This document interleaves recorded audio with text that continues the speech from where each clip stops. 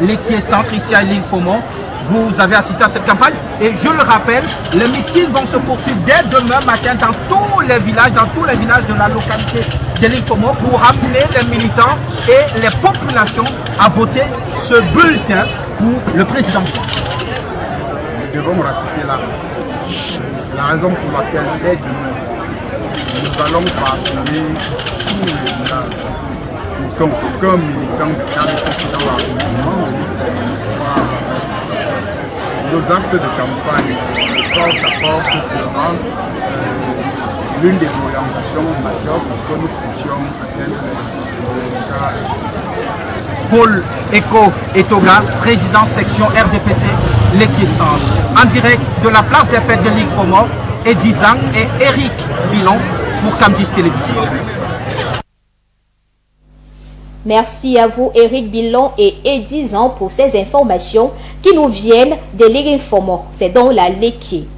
Toujours dans la Laitier, à Obala, les militants du RDPC ont tenu ce jour un meeting. Les militants et sympathisants ont réaffirmé leur soutien au candidat Paul Biya. Suivons à propos le maire d'Obala et Sa Majesté Guy Chalanjomo qui s'expriment dans cet extrait. À mes administrés de la sous-section des Sons, relativement à l'élection du président de la République attendue le 12 octobre prochain est simple. Je suis venu leur rappeler le pacte social signé entre la Laitier et le président de la République et leur dire que ce pacte social, nous devons le respecter jusqu'au bout tant que le président Biya sollicitera nos suffrages et notre soutien. Vous avez vu cette forte mobilisation des militants et des militantes de la Laitier Est parce qu'ils sont venus de toutes les sous-sections, une trentaine. Ils sont venus tous parler d'une même voix, apporter un appui à Esson qui a organisé ce meeting de lancement et je suis donc très satisfait des assurances que je viens de recevoir ici en présence du représentant personnel du président de la commission départementale. Nous sommes assurés que le vote à Esson sera un vote à 100% et nous ne pouvons que rentrer très satisfaits. Restons dans la Laitier à la place des fêtes d'Okola qui a vibré ce 29 septembre lors du meeting de lancement de campagne du candidat du RDPC Paul Biya. Le président communal de campagne Laitier Sud Okola, Benoît Ndong-Soumet, a salué la dynamique des élites de la commune, fière de porter haut le parti de la flamme ardente. La cérémonie s'est vue colorée de prises de parole des ressortissants de différentes tribus. Bamileke Babou, nordiste, appelle à la paix en choisissant le mendiant de la paix, le candidat Paul Biya.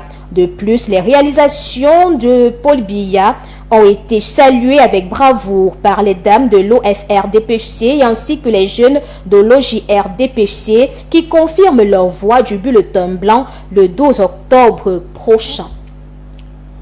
À la suite de ce journal, le président de la commission départementale de campagne du RDPC de la Haute-Sanaga a tenu ce dimanche une rencontre avec les militants et sympathisants de ce parti.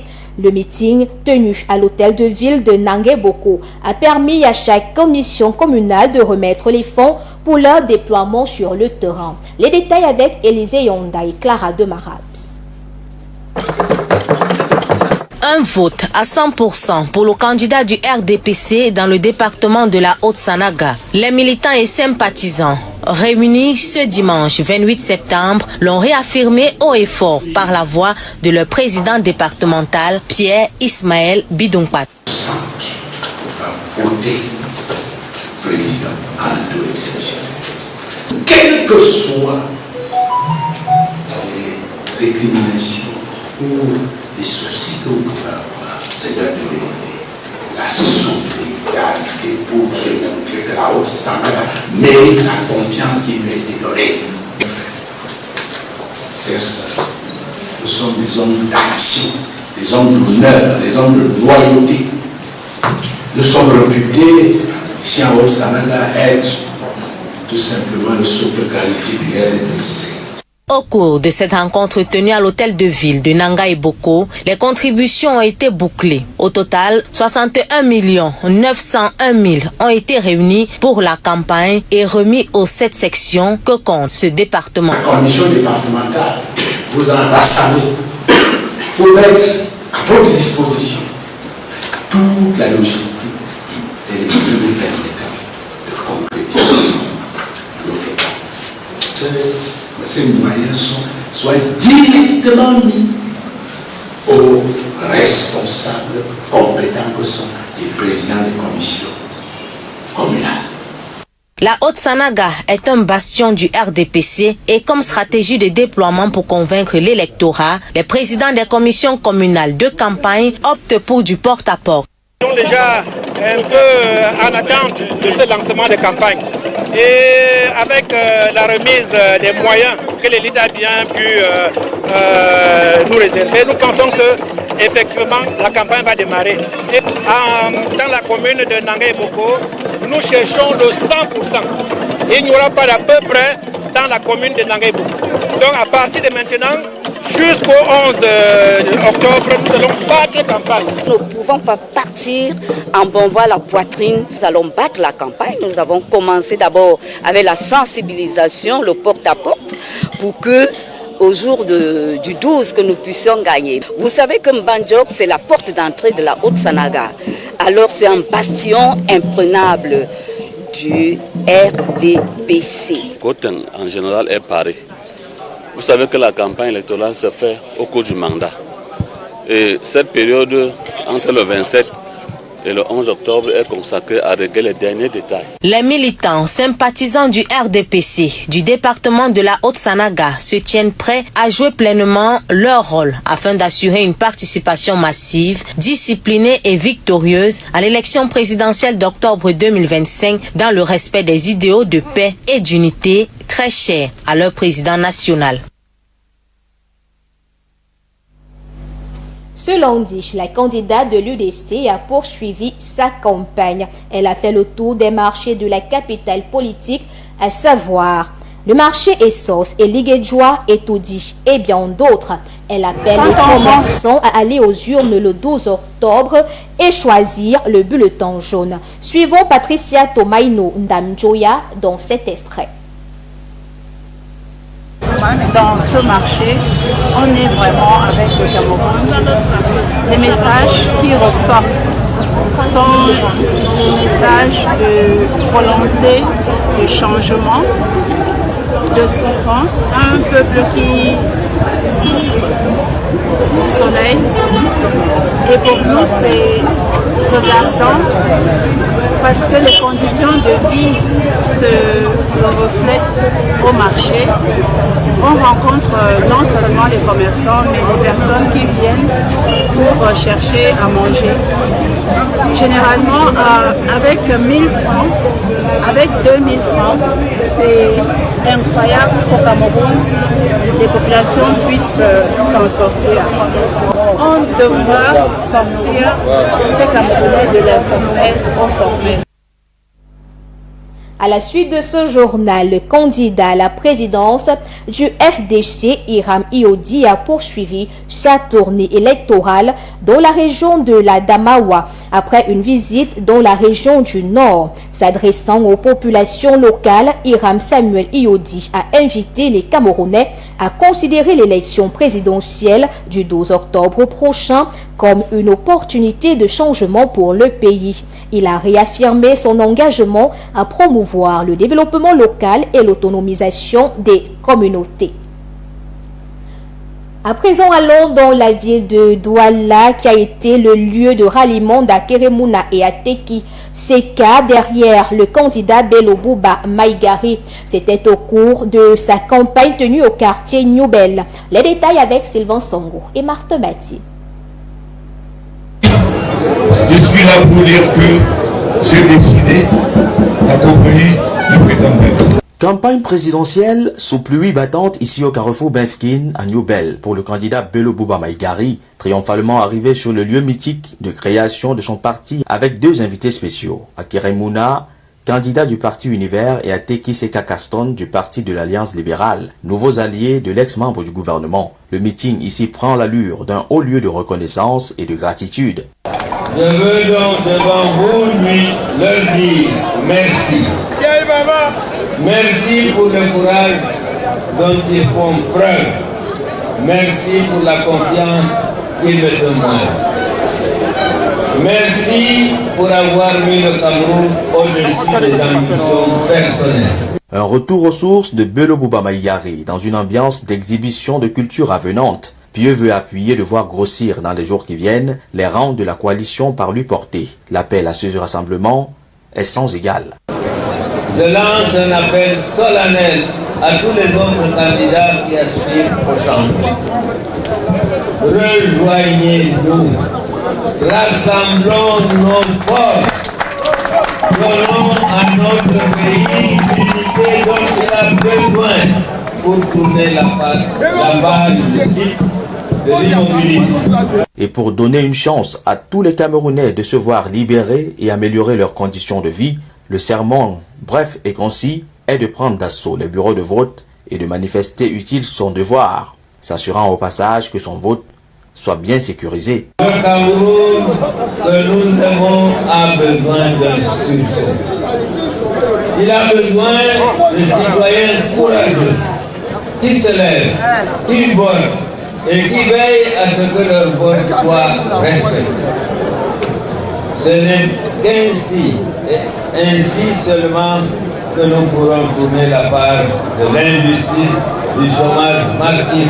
Une consigne que compte bien mener avec ses alliés, Akeremouna et Ateki Seka Kaston, l'homme fort de l'UNDP, Bello Bouba Maïgari, à travers le pays durant cette campagne, majorée de son offre bâtie sur 10 points essentiels, dont les majeurs sont la réconciliation nationale, la réforme institutionnelle et la transformation socio-économique.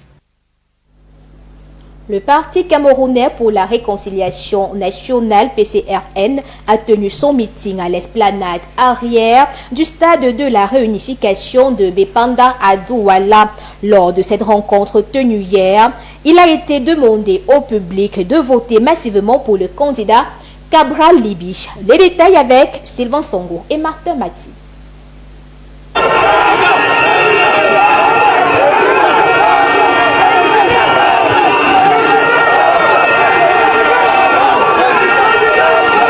Marée humaine à l'esplanade arrière du stade de la réunification de Bépanda à Douala pour le candidat du PCRN, Cabral Libi, accueilli par une foule pressante et surexcitée, drapée à l'orange. Le parlementaire qui venait de terminer son premier meeting dans la ville d'Edea, dans la Sanaga maritime, n'a pas pris de transition pour parler au public, à lui acquis en termes de projets et de réformes structurantes, aiguillon de son programme politique. L'éducation, la santé et l'alimentation, préoccupations majeures. Pour régler les urgences scolaires, pour régler les urgences alimentaires, nous allons le faire. Pas de développement économique dans un environnement où sévit la violence. La réconciliation entre tous les Camerounais est un impératif. Le dialogue est donc posé comme axiome à la résolution des crises qui secouent les régions anglophones. Personne n'a de solution miracle à une guerre. Personne. Mais toutes les guerres du monde finissent par des accords de paix. On a eu un premier grand dialogue national. S'il faut qu'on en organise un deuxième, un troisième, un quatrième, même si c'est avec d'autres acteurs, nous allons le faire. De la souveraineté monétaire, tremplin d'un développement certain, il s'y est aussi agi. Si les autres pays de la zone CFA n'acceptent pas que nous réformions le CFA, et lorsque nous allons sortir de l'UMAC, nous allons simplement créer une monnaie trésor, une monnaie binaire. C'est ça qui nous permettra de nous développer parce que cette monnaie va supporter nos transactions nationales. La consigne de vote massif et surveillance jusqu'à la fermeture des bureaux de vote est donnée et presque scandée. Et ici, le message passe plutôt bien et l'espoir, par lui, semble renaître. C'est qu'ils votent massivement le 12 octobre, mais surtout que chacun des électeurs se constitue en acteur de vigilance électorale. Rangé en ordre de bataille, il se dit ici qu'on est d'ores et déjà enclin à plébisciter Cabral Libi à la gestion de la plus haute fonction étatique. Mesdames, Messieurs, fin de cette première partie de ce journal bilingue. La seconde partie, c'est avec vous, Géraldine Nassé. Good evening. Good evening, Betty Blanche Major. Ladies and gentlemen, let's begin this second part with this very important information, where as a presidential candidate collected their campaign funds this Monday, September 29, 2025, Cameroon's election financing rules outlined in section 284 and 286 ensure transparency and accountability in campaign financing. For better understanding, our reporter read through these sections and put together the following report. The electoral process in Cameroon is governed by a set of rules and regulations that ensure transparency and accountability in campaign financing, as outlined in sections 284 and 286 of the Electoral Code. The public funding of election and referendum campaigns is a crucial aspect of this framework aimed at promoting fair competition among candidates and reducing the influence of private interest. According to Section 284, the state contributes the funding of election campaigns by defraying some expenses of political parties or candidates. The allocation of funds to candidates is in two-phase process as specified in Section 286. Initially, all candidates receive an equal share of funding after the publication of the list of candidates. The second phase of funding is allocated based on the performance of candidates in the election, with only those gathering more than 5% of the votes cast eligible to receive additional funding proportional to their results. This approach ensures that candidates who demonstrate significant public support are rewarded with additional resources to further their electoral efforts. However, candidates who withdraw before the polls or fail to participate effectively in the election campaign are required to refund the totality of the amount received. Regulating election financing through sections 284 and 286, Cameroon aims to promote credible and transparent electoral processes that reflect the will of the people. The strict conditions attached to the funding, including active participation and accountability, further reinforce the integrity of the electoral process. This framework underscores the importance of responsible campaign financing and the need for candidates to utilize public funds judiciously, ultimately contributing to the legitimacy and credibility of the electoral process in Cameroon.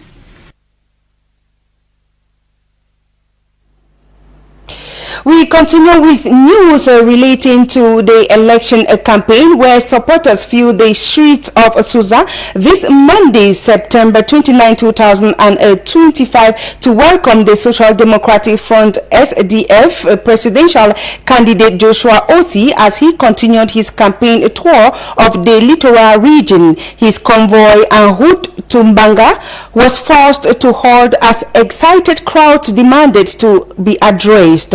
Speaking to the cheering supporters in Susa, Osei urged Cameroonians to seize the October 12 polls as a chance to bring real change. He pledged free primary education, improved health care, and a government that put citizens first if elected president. Earlier in the day, Osei stopped briefly at the Yakapi Bakoko locality before making his way to the Banilia toll gate in Mbanga, where he symbolically drank from the fountain set up by the SDF. We shall be bringing you more updates of this story in a bit. We now take you over to the northwest region of the country, where under a blazing Sunday shower of blessing, the CPDM Nizam 3 section Bali formally launched its campaign at the Bali Ntafuang grandstand, drawing a large enthusiastic crowd from across the locality. Presided over by the Dr. Wambang, president of the campaign team, addressed supporters alongside Central Committee members, CPDM Nizam 3 sections president. Bertrand Tita is on a special assignment in the northwest region and put together the full report. So I say to you, comrades, when Bali stand with Bia, Bia stand with Bali. In a series of speeches that emphasized continuity and local development, Orators urged voters to cast their ballots for incumbent President Paul Biya, repeatedly promising a victory for the party. This is the time that Bali people have to all stand behind President Paul Biya to show the love that we have for him. For he has done a lot in our village. He has done a lot in Medam 3, Bali Nyonga. He has constructed roads, their schools, their hospitals, and his effort is to make sure that all children go to school. They have started doing so. Speakers highlighted recent projects and investments attributed to President Paul Biya's administration, recounting improvements in infrastructure, appointments of sons and daughters of the Nyonga land, and services in Bali. Their message framed the vote as a recognition of those achievements and a mandate to sustain progress. We have a plethora of reasons ranging from developmental projects within Bali, appointment of sons and daughters from this subdivision that makes the subdivision envious, and people think that Bali is a special favor to President Paul Biya. And so our strategy is very simple. You want to vote somebody you are not sure of having half of what you are already enjoying? Of course, the answer is simply no. The launch also included tangible outreach. Dozens of households and attendees received farm inputs and tools distributed on site: hoes, machetes, maize seeds, packs, rain boots for riverine communities, underscoring the campaign's agricultural focus. Local dance groups provided cultural entertainment, adding color and energy to the launching ceremony.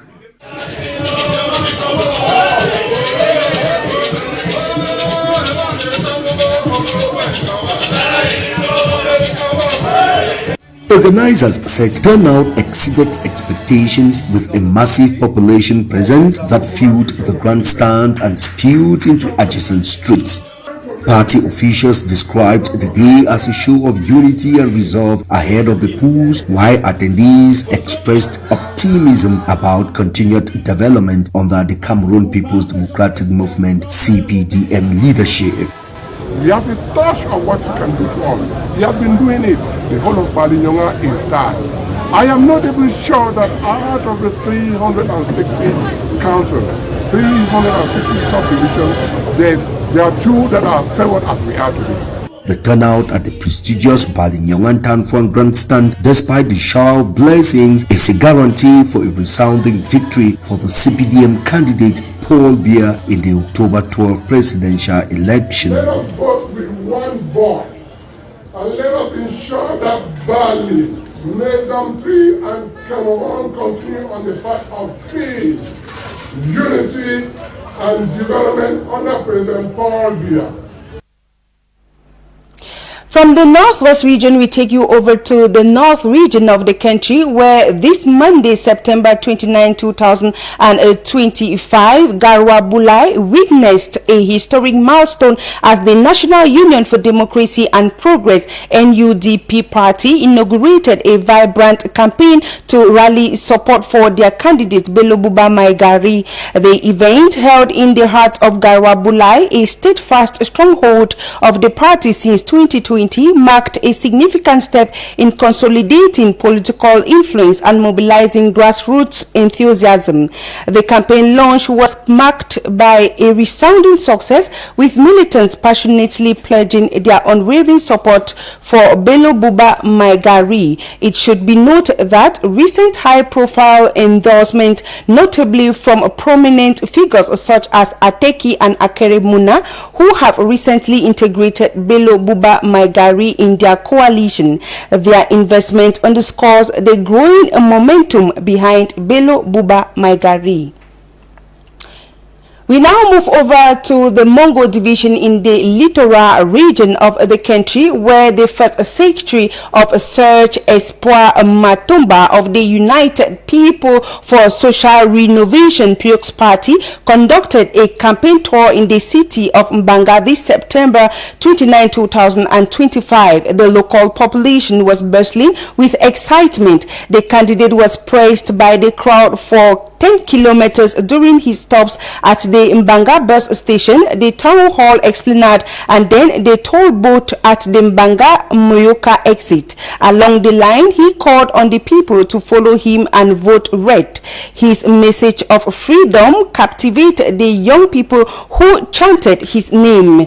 The PIROX candidate reiterated that his political platform aims to give Cameroon sovereignty and freedom in all areas. Young, old, and wise people embraced his vision and agreed to be ambassadors to convince others.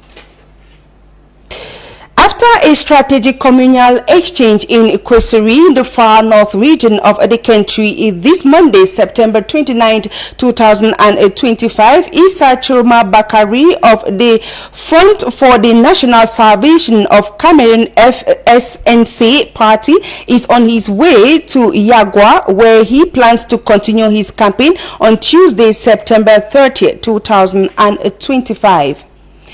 We now talk news in the central region of the country, where Jacques Bouga Agbe for the Mouvement Citoyen National Camerounais MCNC kick-offs a busy week in Yaoundé following a successful weekend.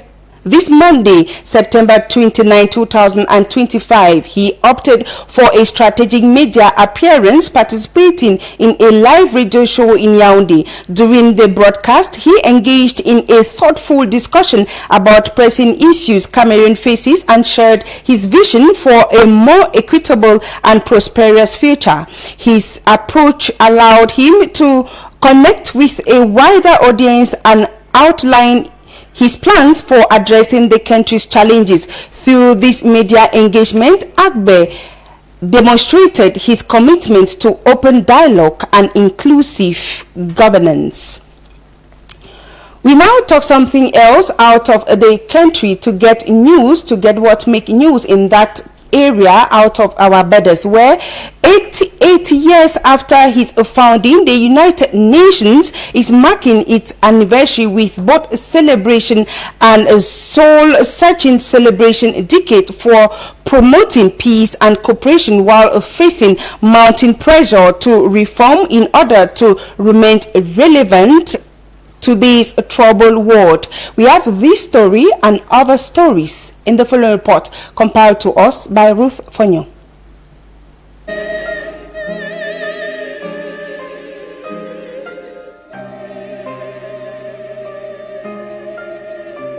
The United Nations has celebrated its 80th anniversary with a ceremony at its New York headquarters inside the General Assembly Hall. The event brought together world leaders to reflect on the UN's past achievements and the challenges it faces today. Secretary General Antonio Guterres called for strengthening the organization to meet modern-day crises, while Assembly President Annalena Baerbock urged nations to work together and make the right choices. 8 decades after the UN Charter came into effect, the body continues to promote peace, dignity, and cooperation, but faces growing calls for reform, particularly within the Security Council and global financial systems. Leaders, including Kenya's President William Ruto, stressed the need for change to keep the UN effective in tackling conflict, climate change, and poverty.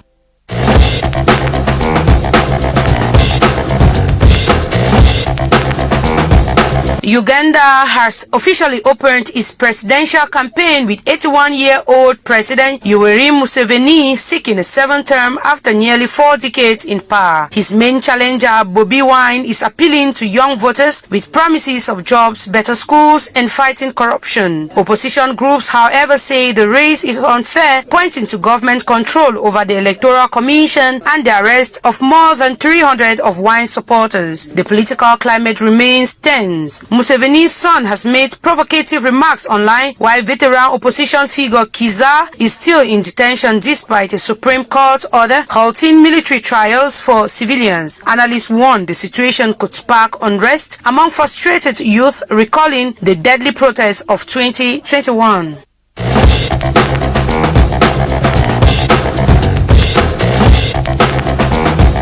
A South Sudanese court has ruled that it can prosecute former Vice President Riek Machar and 7 others on charges of murder, treason and crimes against humanity. Machar's lawyers argued he had immunity and that the court lacked jurisdiction, but the judge rejected those claims. The charges relate to a mass attack that killed 250 soldiers and a general allegedly carried out by a military linked to him. The case has raised fears of renewed instability, with the UN, African Union and neighboring countries urging restraint. Machar's defense insists the accusations are politically motivated and part of a campaign to discredit him. Observers warn the trial could heighten tensions in a country still struggling to recover from years of civil war.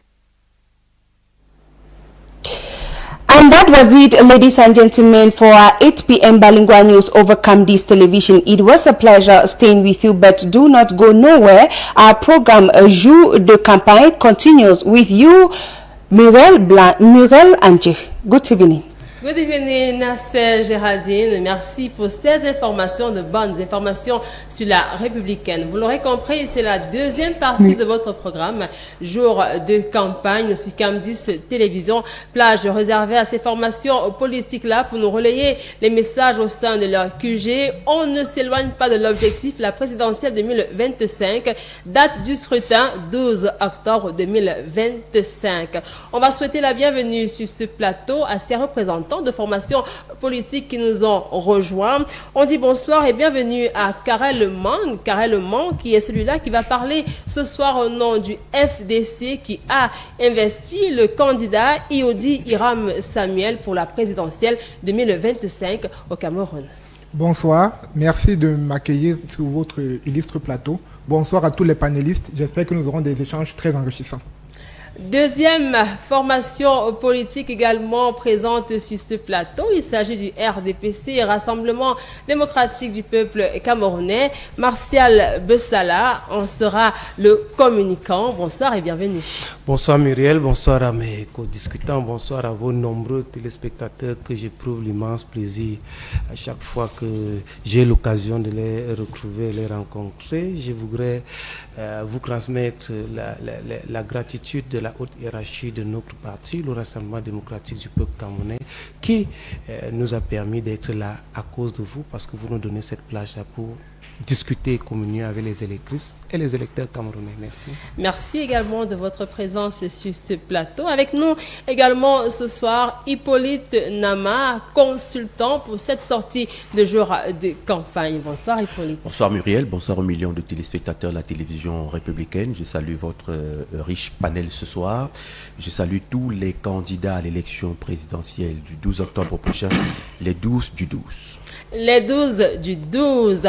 On a envie de dire les 10 hein, parce qu'il y en a qui se sont ralliés à d'autres, mais bon, on garde le chiffre 12. On l'a en tête et on va parler de chacune de ces formations-là. Et comme toujours, on prend les mêmes de la première partie qui sont encore là avec nous pour poursuivre ces échanges. Nos experts attitrés, qu'on ne devrait même plus présenter. Bonsoir Ange Ganjo, banquier, consultant en zone CEMAC. Bonsoir Muriel et rebonsoir à vos millions de téléspectateurs. Je souhaite la bienvenue à nos différents panélistes, copanélistes autant pour moi, notamment les représentants du FDC, de Hiram Oyodi et du RDPC, du candidat Paul Biya. Nous espérons apprendre énormément par leur présence et mieux renseigner nos populations sur l'offre qu'ils agressent à leur endroit et en juger la valeur pour les jours à venir de notre pays. L'objectif de ce jour de campagne, on dit également bonsoir à Dr Yannick Niele Abanda, expert en droit économique, directeur de l'Institut des hautes études sur la gouvernance territoriale et la décentralisation, institut partenaire à Camdis Télévision, on ne le dira jamais assez. Bonsoir et bienvenue. Bonsoir Muriel, bonsoir à tous les co-panélistes qui sont là. Je souhaite particulièrement un bonsoir aux représentants des partis qui sont engagés, n'est-ce pas, pour cette élection présidentielle. J'ai envie de citer ici le FDC et le RDPC. J'ai dit un bonsoir particulier aux millions de téléspectateurs qui nous écoutent.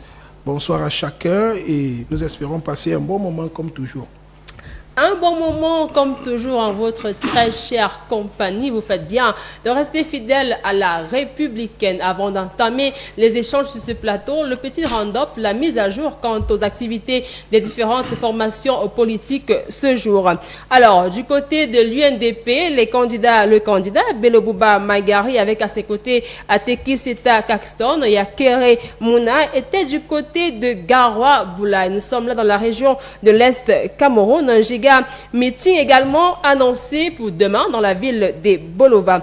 Le purse de siège Espoir Matomba a communié ce jour avec les populations de Bafia, Sanchou, Loum. Une descente également du côté de Konsamba et de Banga. Quant à Cabral Libi du PCRN, après le giga meeting hier à Douala, les équipes se sont rencontrées, les équipes du bulletin Orange se sont rencontrées pour évaluer les stratégies de déploiement.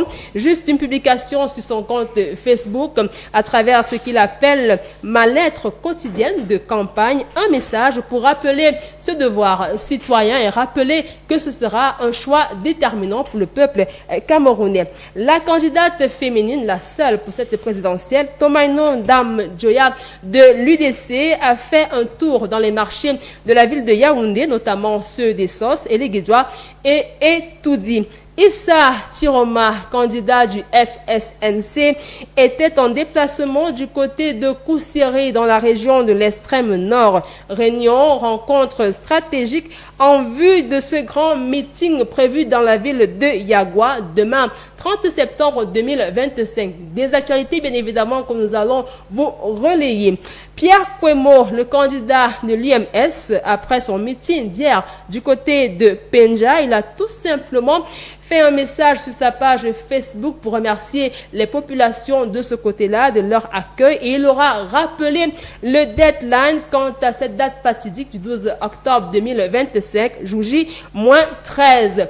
Le candidat Jacques Agbe Boga du MCNC, pas d'activité ce jour pour lui, mais des rencontres stratégiques en vue de présenter un programme qu'il pourra nous faire suivre. Iodi Hiram Samuel du FDC était du côté de Ngaoundéré. Salutations du Lamido, visite des quartiers Burkina, Onaref et Banyanga, échange avec les jeunes leaders communautaires et responsables d'associations. Quant au candidat du RDPC, Paul Biya, ses équipes sur le terrain, des activités qui vous ont été relayées sur Cam10 Télévision. On parle du lancement de la campagne présidentielle dans la zone communale de Sa, mais également lancement de campagne du côté de Kola. Voilà pour l'update des activités de ces candidats à la course pour la présidentielle. Parole donnée d'abord aux représentants des formations politiques sur ce plateau. Karel Man, comment s'est déroulé concrètement les travaux du côté du FDC ce jour? Très sereinement, le candidat Hiram, comme vous l'avez dit, est du côté de Ngaoundéré, où il est en train de clôturer sa tournée dans le Grand Nord, qu'il a commencé la semaine passée. Il a commencé par l'extrême nord, il a continué avec le nord et aujourd'hui il est dans la Damawa. Il y sera jusqu'à demain, mardi, où il y a encore beaucoup d'activités qui l'attendent, beaucoup de rencontres avec des personnalités, beaucoup de rencontres avec les populations. Et de notre côté, nous avons commencé à acheminer les bulletins de campagne un peu partout à travers le pays pour que les populations puissent être au fait du bulletin qu'il faudra choisir le moment venu, celui d'Hiram Samuel Iodi, le seul vrai candidat du vrai changement et non du remplacement. Donc, comme je vous le dis, tout se passe bien pour l'instant pour nous. On travaille sereinement. Les équipes se sont aussi déployées du côté de Yaoundé. Demain, nous serons du côté de Soa, oui, avec des militants pour rencontrer des populations. Nous sommes très actifs aussi du côté de Douala, où nous faisons beaucoup d'actions civiques communautaires, comme des curages de caniveaux. Là, il y a cela 2 jours, du côté des ECA, nous avons effectué une campagne de santé vis-à-vis des populations. C'est vous dire que le candidat Hiram Iodi est très présent et ses équipes sont très actives et nous sommes confiants que les Camerounais feront le bon choix le moment venu. Martial Bessala, mobilisation tout azimut du côté du RDPC, Rassemblement démocratique du peuple camerounais également. Mais la question qui demeure quand même, on aimerait bien savoir quand est-ce qu'on pourra avoir le candidat du RDPC, Paul Biya? C'est cela qui va donner du goût à la présence de notre candidat, puisque nous voulons bien stratégiquement le laisser être demandé et sollicité par les électrices et les électeurs camerounais qui le verront dans pas moins d'une, deux, je peux même vous dire 3 régions du Cameroun. Ça, je peux vous le dire en exclusivité. Il sera là et il va rencontrer les Camerounais comme d'habitude. D'ailleurs, les Camerounais le connaissent, il connaît les Camerounais. C'était une relation d'amour qui date de plus de 40 ans aujourd'hui. Les Camerounais sont fidèles et le président l'est également avec eux. Donc, il sera là. Il va arriver. Mais je voudrais vous dire que pour nous, les cadres de 2025, nous sommes au rendez-vous de l'histoire et nous croyons pouvoir lui garantir cette victoire-là. Vous savez, nous qui avons grandi avec les grands-parents, si vous arrivez dans un village, Muriel, vous voyez un père d'un certain âge, d'un certain niveau, qui va puiser de l'eau lui-même à la rivière pour se baigner. Sachez que soit il a été un mauvais père, parce que s'il avait même été un bon père, même s'il n'a pas eu d'enfant, même les enfants du voisin lui auraient puisé de l'eau. Alors, le président Biya, en tout ce temps, a fait des grands enfants que nous sommes. Nous lui puisons de l'eau pour qu'il se baigne. Alors, patientez, il sera là. Mais pour ce qui est de l'actualité au sein du RDPC, vous savez que nous faisons le même meeting sur toute l'étendue du territoire. Alors, nous avons lancé notre campagne au plan national par le secrétaire général du comité central du RDPC. Nous avons lancé dans les régions. Aujourd'hui, nous avons lancé dans les arrondissements. Plus de 300 meetings ont été effectués sur l'étendue du territoire. Et les derniers meetings de lancement dans les arrondissements, au même moment, demain, pour ceux qui craignent encore le pas, dans les arrondissements vont lancer demain. Donc, le RDPC, je sors du terrain, vous pouvez même le remarquer, je sors de Yaoundé 7 précisément, où je suis un cadre à la base, pas simplement au niveau de la communication nationale, mais aussi à la base, à la 18e A, où je suis milite au bureau de la section RDPC là-bas. Vous voyez bien que je suis jeune, je peux bien militer à Logis, mais je suis aidé, responsabilisé. Donc, les jeunes ont la place chez nous. Je sors du terrain, plus de 4000 militants à l'esplanade de la mairie. C'est parce que nous avons limité par sous-section et par secteur. Vous savez que Yaoundé Douala ont ce qu'on appelle les commissions spéciales qui sont reparties en zones, les zones reparties en secteurs, les secteurs repartis en sous-secteurs et les sous-secteurs repartis en comités locaux. Alors, aujourd'hui, on a limité, sinon on se serait retrouvé avec plus de 400 000 militants à l'esplanade simplement de l'arrondissement de Yaoundé 7 qui ont témoigné, bulletin à la main. Ne confondez pas le gris et le blanc parce qu'il y a des gens qui se sont amusés à faire des bulletins gris. Le bulletin blanc du président Paul Biya reste le même, le blanc avec le flambeau, l'effigie de l'homme que vous connaissez très bien.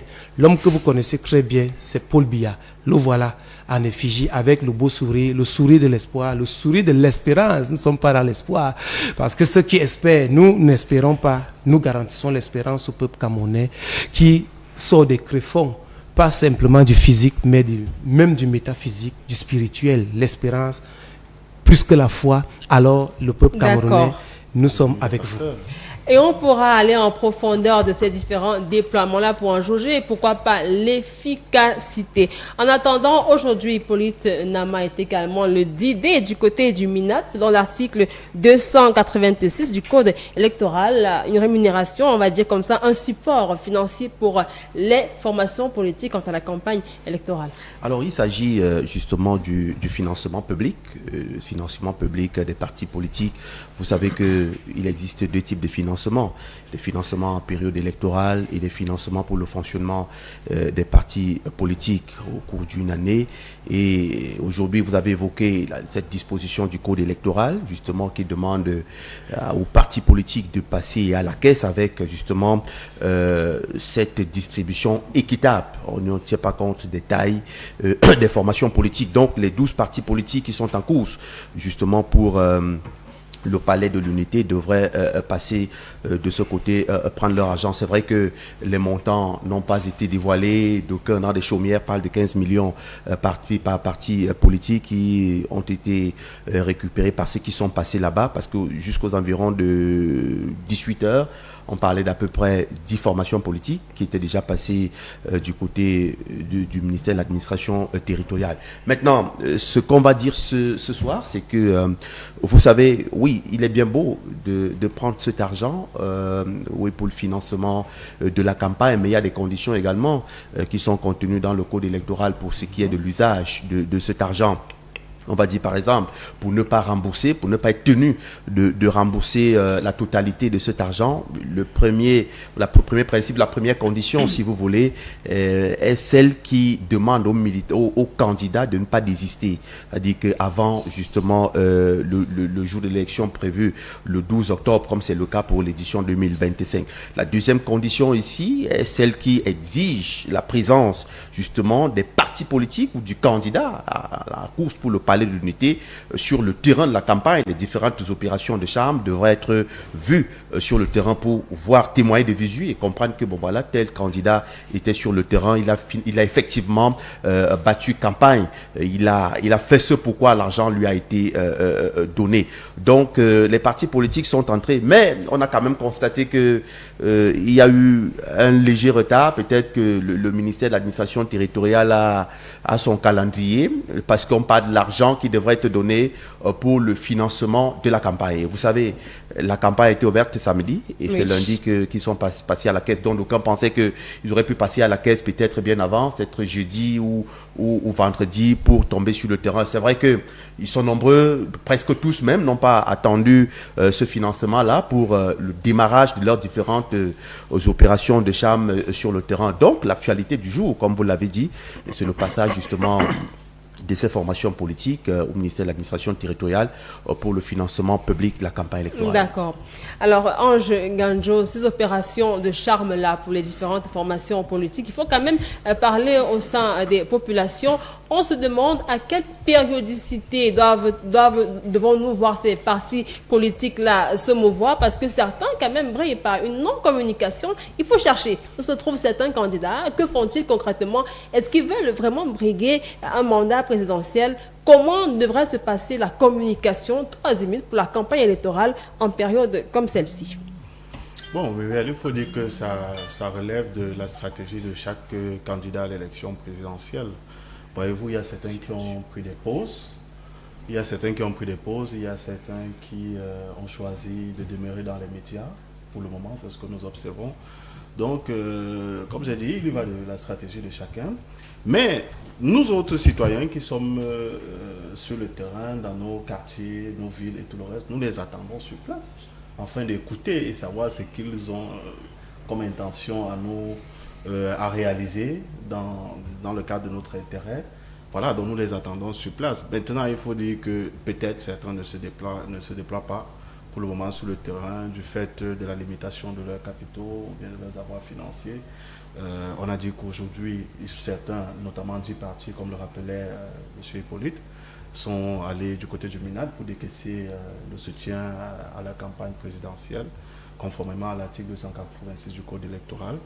Voilà, on espère que peut-être ces 15 millions leur permettront de louer une ou deux voitures afin de se rendre aux différents sites dans lesquels ils souhaiteront battre campagne. Voilà, c'est aussi l'occasion peut-être d'inviter le gouvernement et les parlementaires à voir comment est-ce qu'on peut réviser cette loi-là afin de les allouer un tout petit peu plus de capitaux, même s'il est vrai que ce montant a diminué au fil du temps du fait de la filouterie de certains candidats qui par le passé, après avoir décaissé ces fonds, rentraient, se couchaient chez eux et disaient bon, ils avaient pu réaliser une belle opération. Donc voilà, on attend, nous sommes sur le terrain et nous espérons que dans les jours à venir, nos concitoyens seront proches des militants de ces partis, comme je suis proche de Karel Man et de M. Martial Bessala. Docteur Yannick Niélé Abanda, c'est vrai que pour un début de campagne électorale, nombreux se disent qu'on a l'impression que la mayonnaise ne prend pas encore véritablement. On a l'impression qu'on n'est pas réellement en campagne.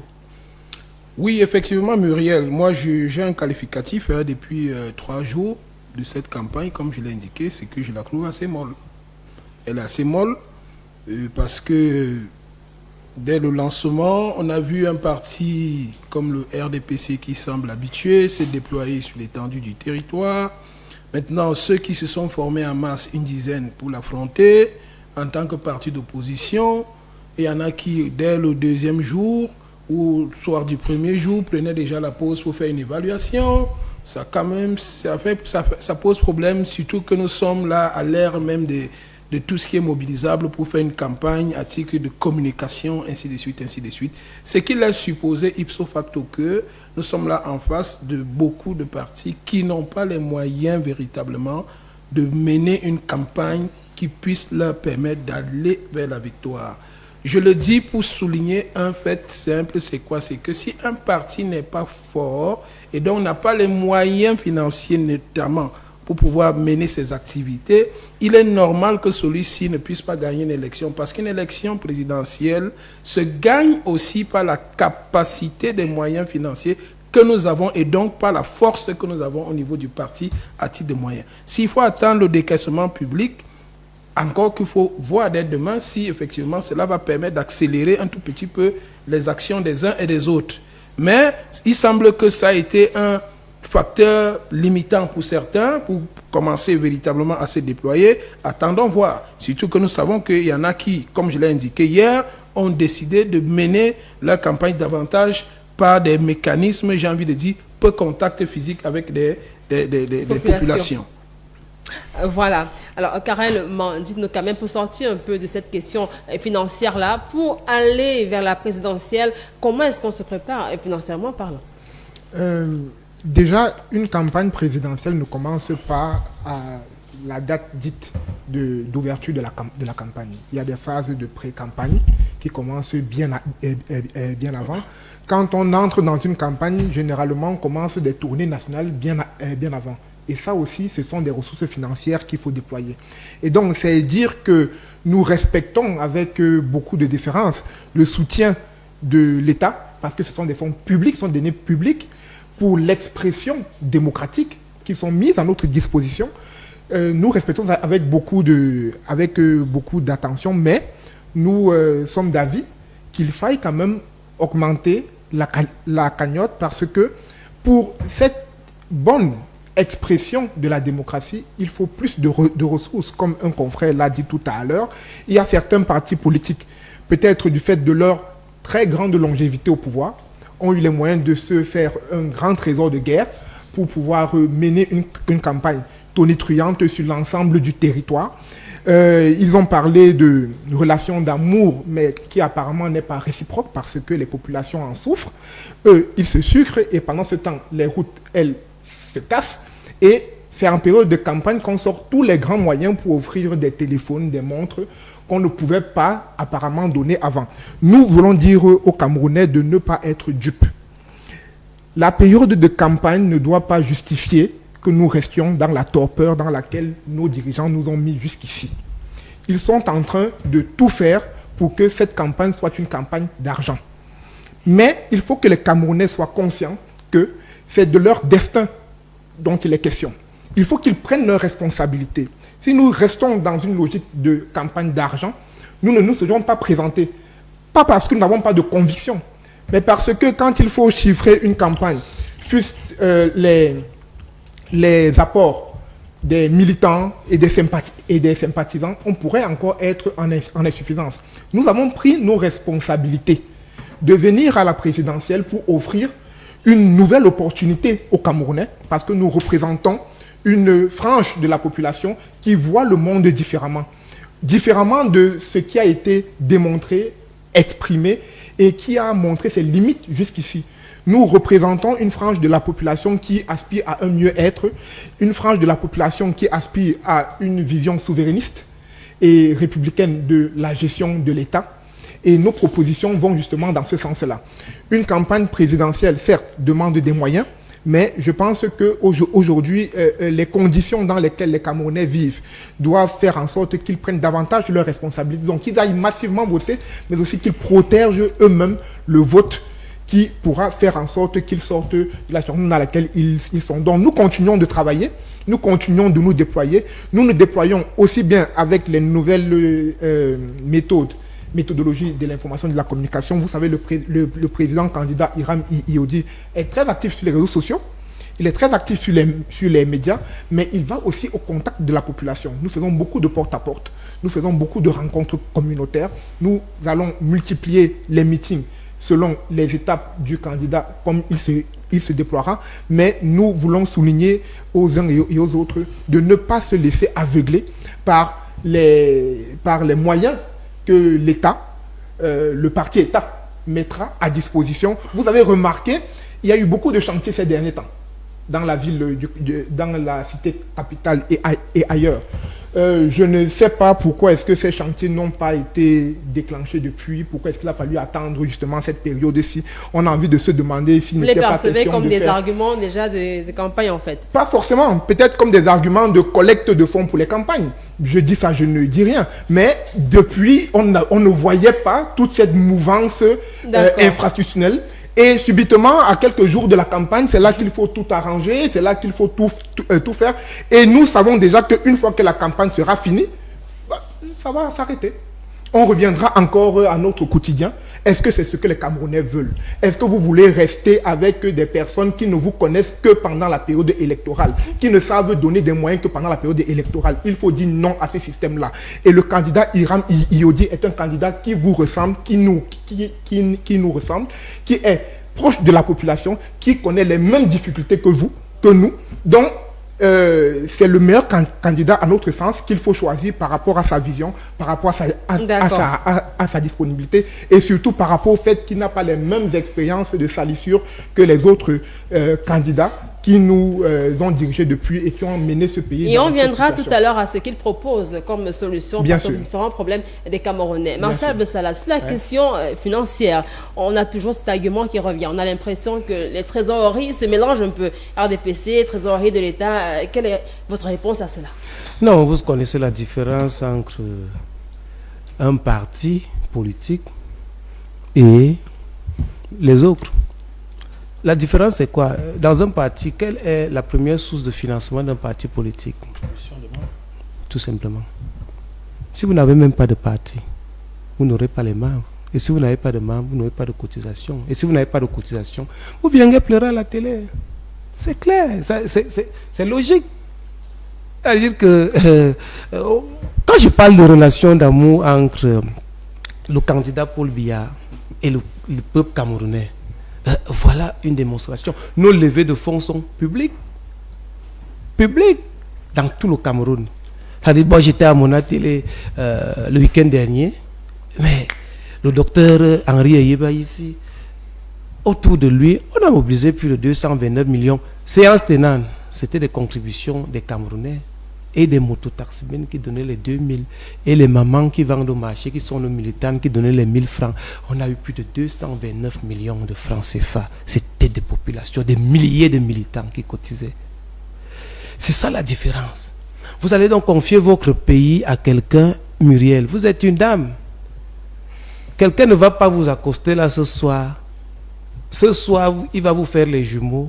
Vous aurez les héritiers, il verra vos parents ce soir, vous allez vous marier aujourd'hui. Non. Le peuple camerounais connaît le président. Le président connaît le peuple camerounais. Mais vous, on vous présente à nous aujourd'hui à la télé parce que l'élection est là. J'ai envie de vous dire, comme on dit au quartier, enchanté. On aura le temps de vous connaître avant de savoir ce que vous voulez faire de nous, de notre destin. C'est la différence entre vous et nous. Donc, nous ne sommes pas à l'étape de la présentation d'un visage qu'on n'a jamais connu. Et je vous avais dit ici, sur le même plateau, j'étais assis où le jeune frère est assis là. Je vous ai dit que, attendez, la campagne électorale arrive. Vous verrez le parti des crabes, le parti du Macabo, le parti du Niam. Vous verrez tout genre de partis, tout genre de personnage qui viendra là. Vous dire qu'il va changer votre destin par un coup de baguette magique. Mais faites attention. Est-ce que vous les connaissez?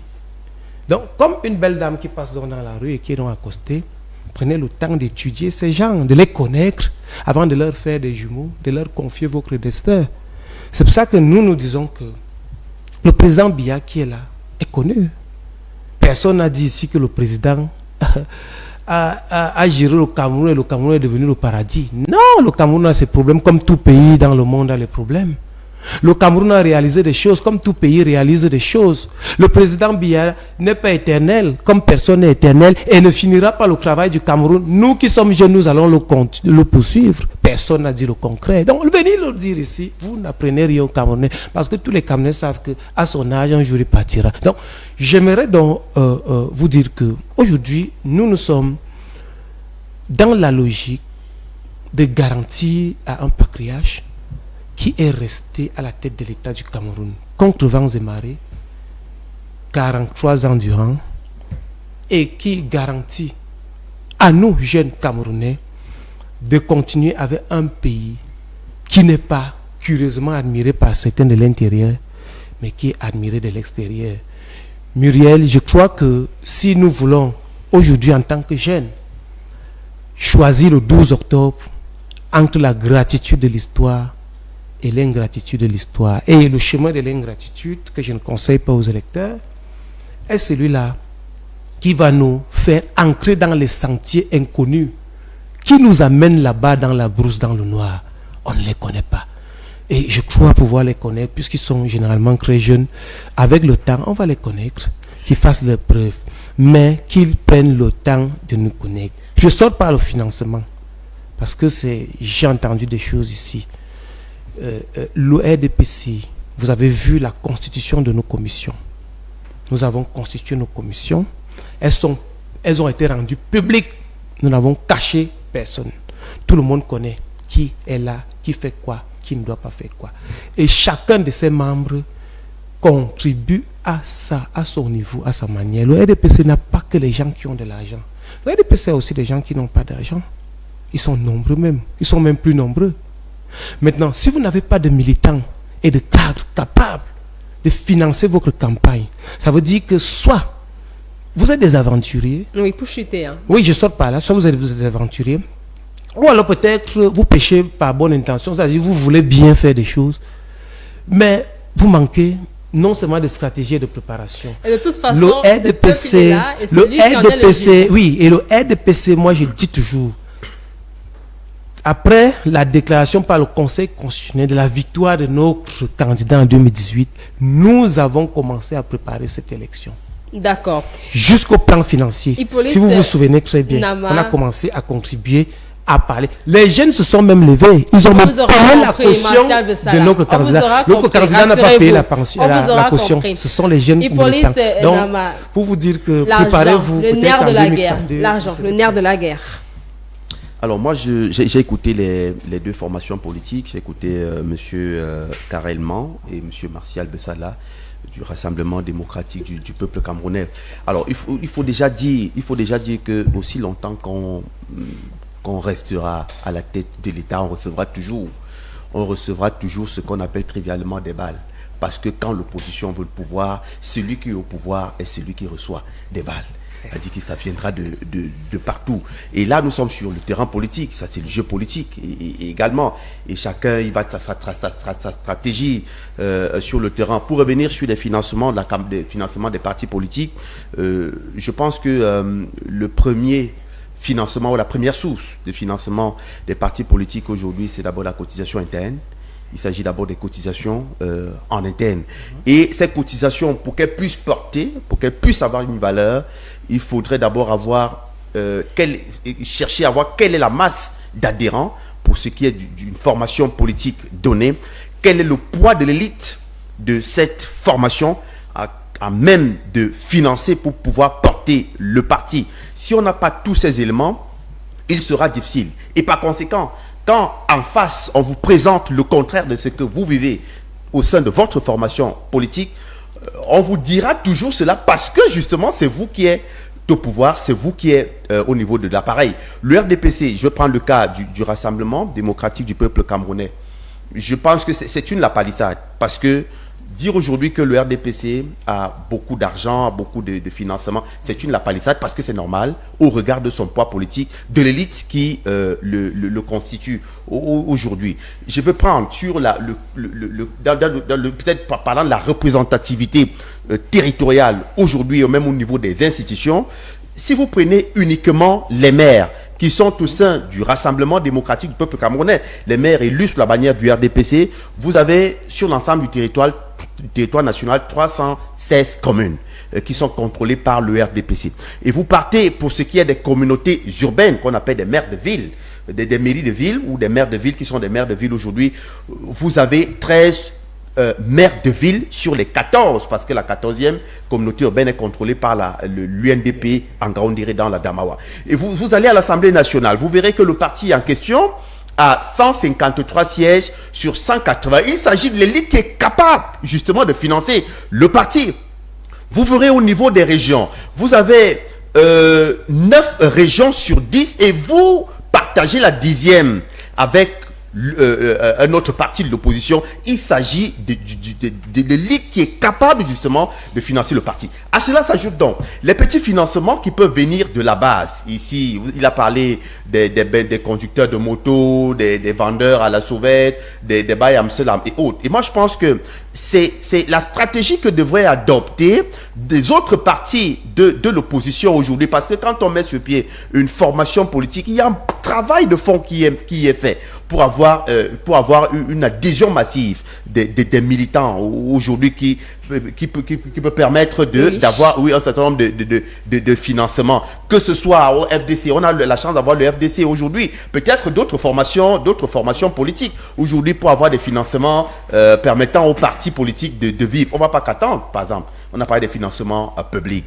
aujourd'hui. Vous voyez que ni le RDPC ni les partis de l'opposition, personne n'a attendu des financements qui ont commencé à être donnés aujourd'hui pour démarrer des campagnes. Ça veut dire que quelque part, il y a un travail qui est fait.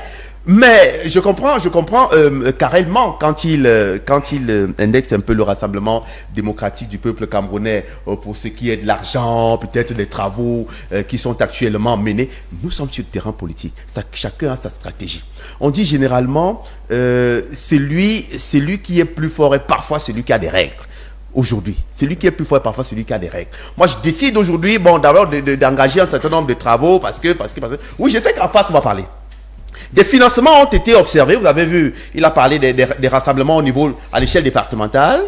Au niveau des commissions communales même, il y a eu des collectes de fonds. À l'échelle départementale, il y a eu des collectes de fonds permettant donc aux partis de mieux embrasser cette élection en attendant des financements qui pourraient venir du ministère de l'administration territoriale. Voilà qui est dit. De toute façon, nous sommes lancés dans la course, du moins le FDC hier, et on va pouvoir savoir quel est dans ce programme-là que propose Hiram Iyodi Samuel au Camerounais. Quelques points clés.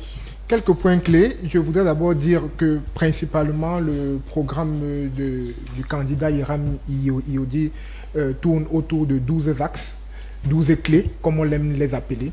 Les clés pour la libération du Cameroun, la libération des mains de nos pourfendeurs du Cameroun. La première des clés, c'est la fin du gaspillage de nos ressources. Vous avez parlé tout à l'heure de stratégie. J'aime à dire que un parti politique a vocation de conquérir et de conserver le pouvoir. Et nos détracteurs le font très bien. Ils font bien de gripper la machine, l'échelle sociale, pour que nous ne puissions pas accéder à l'élite et pour qu'on puisse effectivement financer nos partis politiques. Ils font bien de gripper le système pour qu'effectivement nous ne puissions pas financer nos partis politiques et que rebelote, on revienne encore 7 ans plus tard et que ce soit toujours les mêmes malgré la longévité de d'autres partis politiques qui continuent de le financer. Donc, pour revenir à une certaine déontologie de bonne gestion, le président Hiram commence par la première clé qui est celle de la fin de le gaspillage de nos ressources. Cette pléthore de ministres, 63 pour un pays de 30 millions d'habitants, nous semble exhaustif. Nous pensons à réduire drastiquement cette taille de ministère pour pouvoir assainir la fortune publique, autant que nous comptons procéder à la récupération des fonds massivement détournés par les cadres du RDPC, à travers les immeubles qu'ils construisent, à travers le grand train de vie qu'ils ont. Nous ne comptons pas juste mettre de manière factice les personnes en prison, ça ne sert à rien. Ce que nous comptons faire, c'est récupérer effectivement, en saisissant les biens, meubles et immeubles des pontes du régime. Ils sont connus. Quand vous passez dans un taxi, le taximan vous dit ça, c'est la maison de tel, ça, c'est l'immeuble de tel. Donc c'est connu, mais on ne les retire pas. On garde, pour que chacun garde une manne, nous comptons retirer des leviers appropriés pour remettre à la disposition des Camerounais, pour remettre à la disposition des associations pour qu'elles puissent servir le peuple. Nous comptons par rapport à la forme de l'État. La forme de l'État aujourd'hui, qui était une forme décentralisée, pour nous, ce n'en est pas une. Il s'agit d'une hyper-concentration sous forme d'une décentralisation. Nous devons revenir à quelque chose de plus fondamental. Le candidat Hiram, certes, soutient le fédéralisme, mais considère qu'il faut donner la parole aux Camerounais. C'est pour cela qu'il compte organiser une conférence nationale citoyenne nationale en 2026 pour que les Camerounais eux-mêmes décident de la forme d'État qu'ils veulent. Cette forme d'État qui sera donc entérinée en 2027 pour que nous puissions avoir un État qui nous ressemble et aussi qui nous rassemble. La troisième clé est liée à la famille. Le candidat du FDC, M. Hiram Samuel Iodi, compte doter chaque famille, chaque mère d'enfants de soins capable de l'entretenir, parce que chaque naissance, c'est un Camerounais qui vient au monde, qui va servir la nation. Nous comptons donc qu'il y ait des appuis sous forme de subventions pour chaque naissance, sous forme d'investissements futurs, pour que chaque enfant soit une richesse et non une charge. Et donc, c'est la même chose pour ce qui est de l'école. Nous comptons dans la quatrième clé adopter un système bilingue, parfaitement bilingue, anglais-français, et adapter les enseignements selon les saisons, selon les saisons agricoles du pays, de sorte que là où on cultive davantage le cacao, que l'on enseigne aux enfants à cultiver le cacao là-bas, là où on cultive davantage tel produit, que l'on enseigne aux enfants à le faire là-bas. Le candidat Hiram Iodi compte aussi réformer la justice, faire en sorte que le système, la sphère exécutive de l'État ne soit plus celle qui contrôle la sphère judiciaire, et donc par là enlever le garde des Sceaux, ministre de la Justice, et le président de la République du Conseil supérieur de la magistrature pour que la justice soit effectivement indépendante. Elle est aujourd'hui embrigadée. Nous pensons qu'un pays qui a une justice embrigadée est un pays qui ne peut pas fonctionner de manière optimale. Autant que nous comptons réformer les prisons, en faire des unités de production autonomes. Un pays qui se respecte est un pays qui assainit ses lieux d'incarcération. La personne qui est en conflit avec la loi n'est pas un rebut de la société. Il doit être réformé et réintégré dans celle-ci. Et pour ça, nous comptons mettre en place une réelle politique de réinsertion sociale des détenus qui commence dès l'entrée d'un détenu dans la prison jusqu'à sa sortie pour qu'il ait une réinsertion sociale efficace. C'est dans cette même logique, nous comptons réformer les lois pour que nous ayons des lois qui puissent soutenir les entreprises d'insertion. Aujourd'hui, au Cameroun, ce n'est pas le cas. Il faut qu'il y ait des lois qui puissent, parce tout le monde n'a pas les mêmes facilités, donc nous devons avoir des entreprises qui soient favorables en fait à l'insertion, à l'intégration des personnes qui ont moins de chance. C'est aussi pour la fin des délestages. Vous savez, c'est un problème récurrent dans notre pays.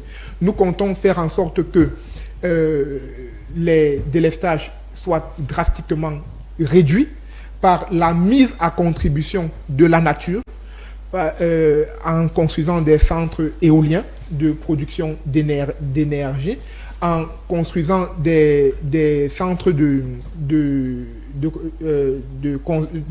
production d'énergie à partir des unités thermiques.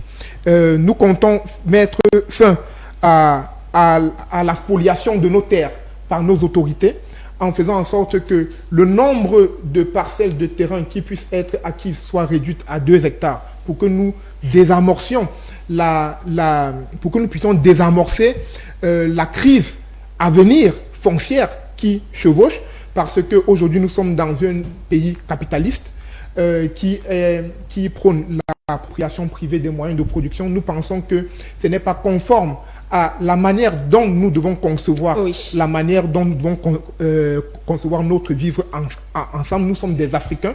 La terre, nous venons, ensuite nous passons. Donc nous ne devons pas permettre que des personnes aient des hectares de telle sorte que d'autres personnes n'aient plus où elles puissent se loger. Nous comptons aussi faire en sorte que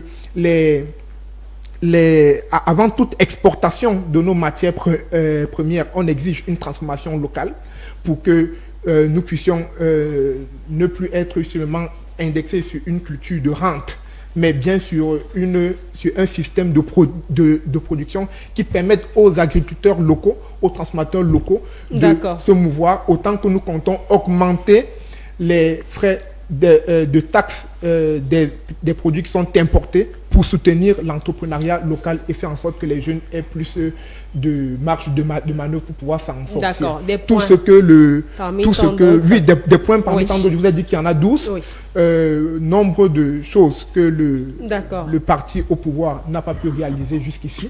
Bien sûr, il y a des choses qui ont été faites, mais au regard de la très grande longévité au pouvoir, par rapport à ce qui a été fait, on a envie de penser que quelque part, ça n'a pas été bien fait. Peut-être parce que des personnes pensent que le siège présidentiel est le leur et qui n'ont donc pas à se bouger. Ils peuvent prendre 40 ans pour construire ce que d'autres personnes font en moins de 10 ans.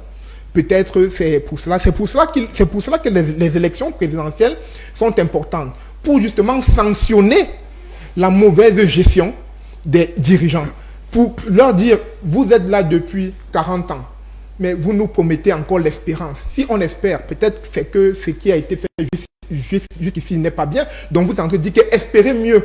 On espère mieux parce que vous avez pu nous donner ce que vous auriez dû nous donner.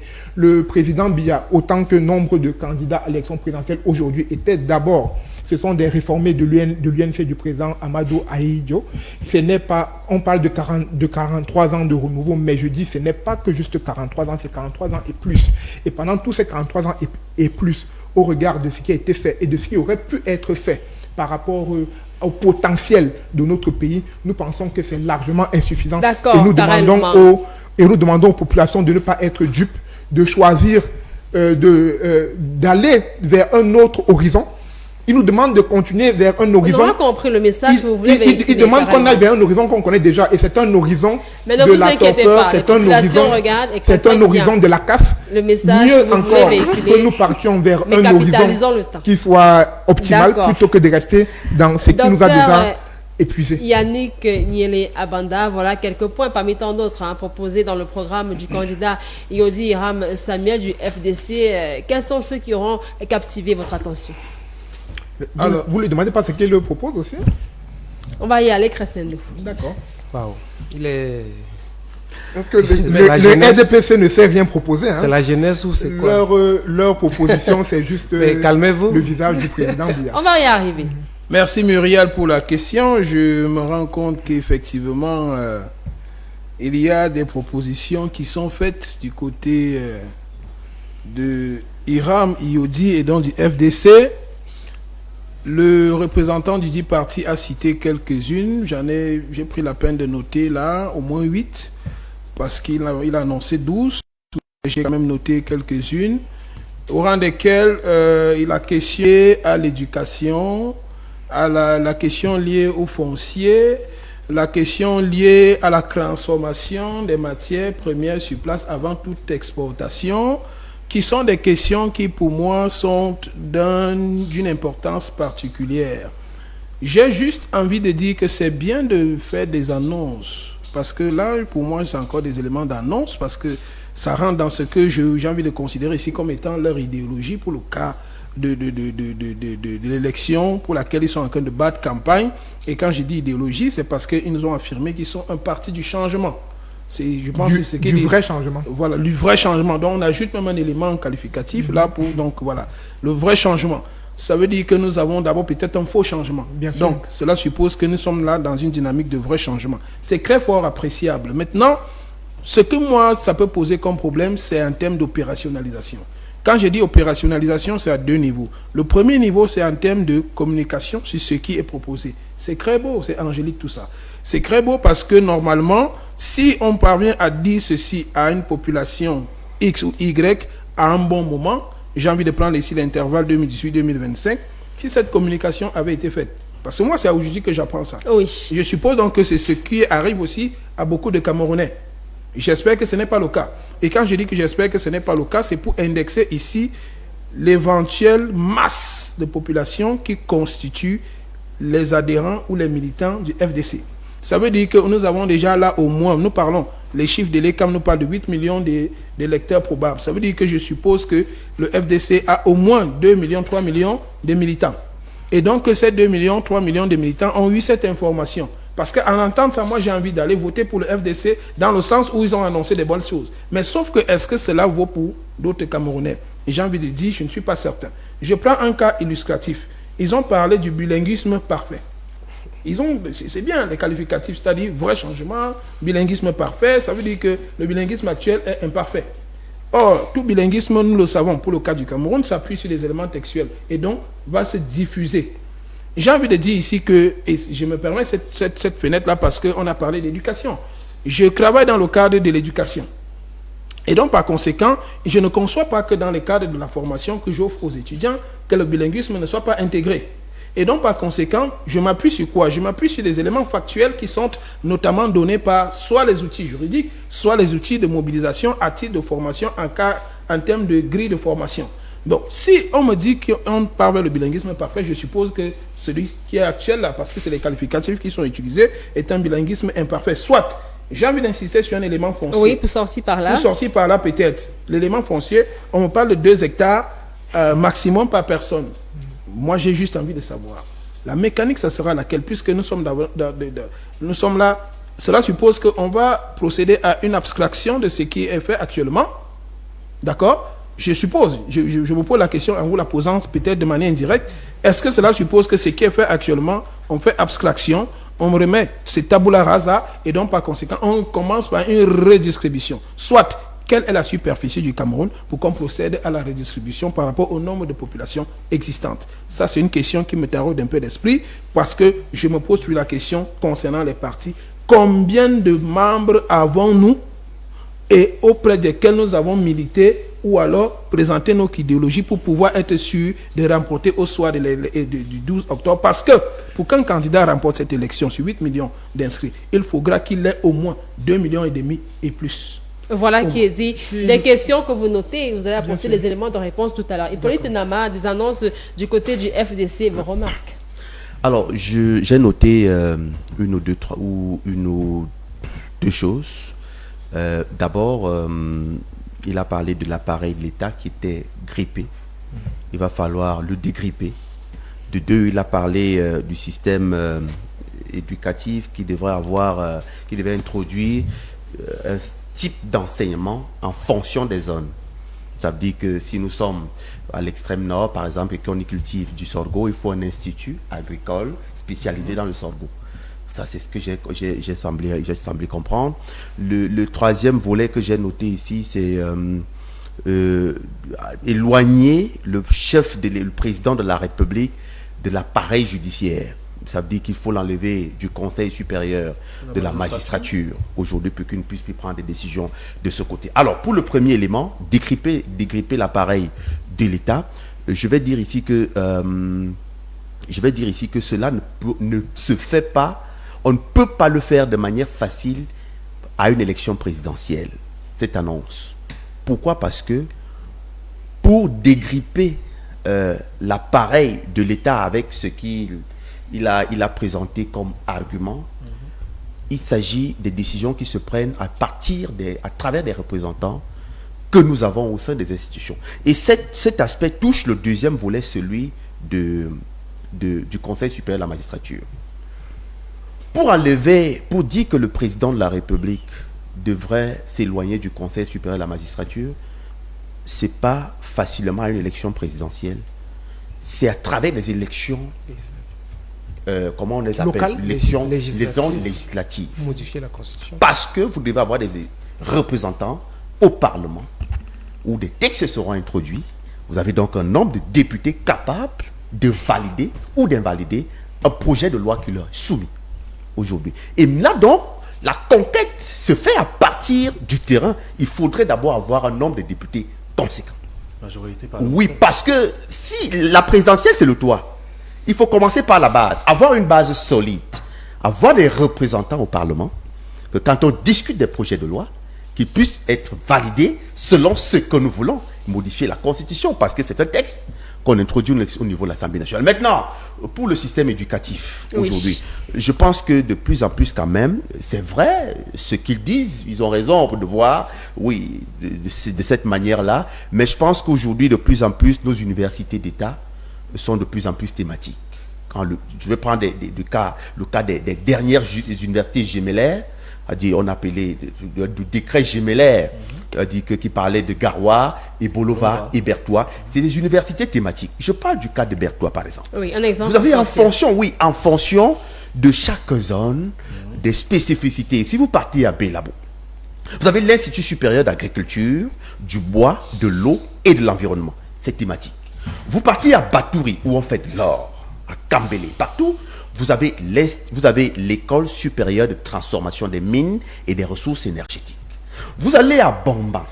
Vous avez eu la convention avec le ministère du Tourisme et des Loisirs. Vous avez là-bas l'école supérieure des sciences, de l'urbanisme et du tourisme. Donc je pense que de plus en plus, nos universités d'État deviennent thématiques. Et cela épouse d'ailleurs la loi du 25 juillet 2023 portant orientation de l'enseignement supérieur et qui consacre le statut université entreprise et étudiant entrepreneur. On fait quoi? On t'oriente. Donc moi je pense qu'ils ont raison parce que oui, c'est un terrain politique, mais beaucoup de choses ont été faites quand même. D'accord. Ange Ganjou. Bon, Muriel, je vous ai dit il y a quelques jours que nous sommes en pleine période de campagne électorale, donc on suivra de tout. Et ce sera dit un tout petit peu n'importe comment. Je voudrais ici préciser que la jeunesse ne doit pas être synonyme de médiocrité, parce que j'ai l'impression que quand j'observe dans le landerneau politique ou bien dans l'espace environnemental camerounais, nombreux aiment s'appuyer sur cette jeunesse-là. Mais on doit aussi faire montre de compétence quand on veut aller vers le public. Et cette compétence-là ici se démontre par la qualité des propositions et la manière avec laquelle nous communiquons sur ces propositions-là. Parce que moi, j'ai suivi plusieurs propositions du FDC. Peut-être, ils ont une vision qu'ils n'ont pas su bien matérialiser avec des mots justes, certainement. Donc, j'ai noté quelques éléments comme ça sur les 12 axes qu'ils ont présentés dans le cadre de la campagne de M. Iyam Iwodi. Notamment, le premier axe qui est celui de la fin du gaspillage. Ils annoncent la réduire le portefeuille gouvernemental de 63 à 20 membres du gouvernement. C'est bien. Mais je souhaiterais rappeler que la suppression des postes de leadership, notamment ceux des ministres et tout le reste, comme membres du gouvernement, ne supprime pas automatiquement le personnel administratif, qui est la plus grosse part de la masse salariale dévouée à cette corporation ministérielle. Donc, peut-être, quelque part, dans un autre point, en matière foncière, ils annoncent la suppression du ministère des Affaires foncières. J'aimerais bien dire quelle serait donc l'institution légale qui assumera la qualité des textes ou bien des documents présentés définissant la propriété par rapport à un domaine foncier. Là, il a proposé la restitution de ce droit-là, la capacité de définir les droits sur le domaine foncier aux communautés locales. C'est bien, mais je me dis, nous avons 358 arrondissements au Cameroun. 360. Ok. Arrondissements au Cameroun. Est-ce que ce sont les chefs d'arrondissement qui vont donner des documents pour garantir la propriété des espaces fonciers? Est-ce que ce sont les chefs-lieux des départements? Je ne sais pas comment ça s'organise. Bon, j'aurais souhaité qu'en dépit de leurs documents de propagande électorale, qu'ils constituent un réel document plus dense qui explique les spécificités de ces offres qu'ils font là. Il y a quelque chose qui me touche aussi, qui revient un tout petit peu dans mon domaine, celui de la finance, la banque. J'y ai vu la sortie immédiate du franc CFA. C'est-à-dire, ça c'est décret.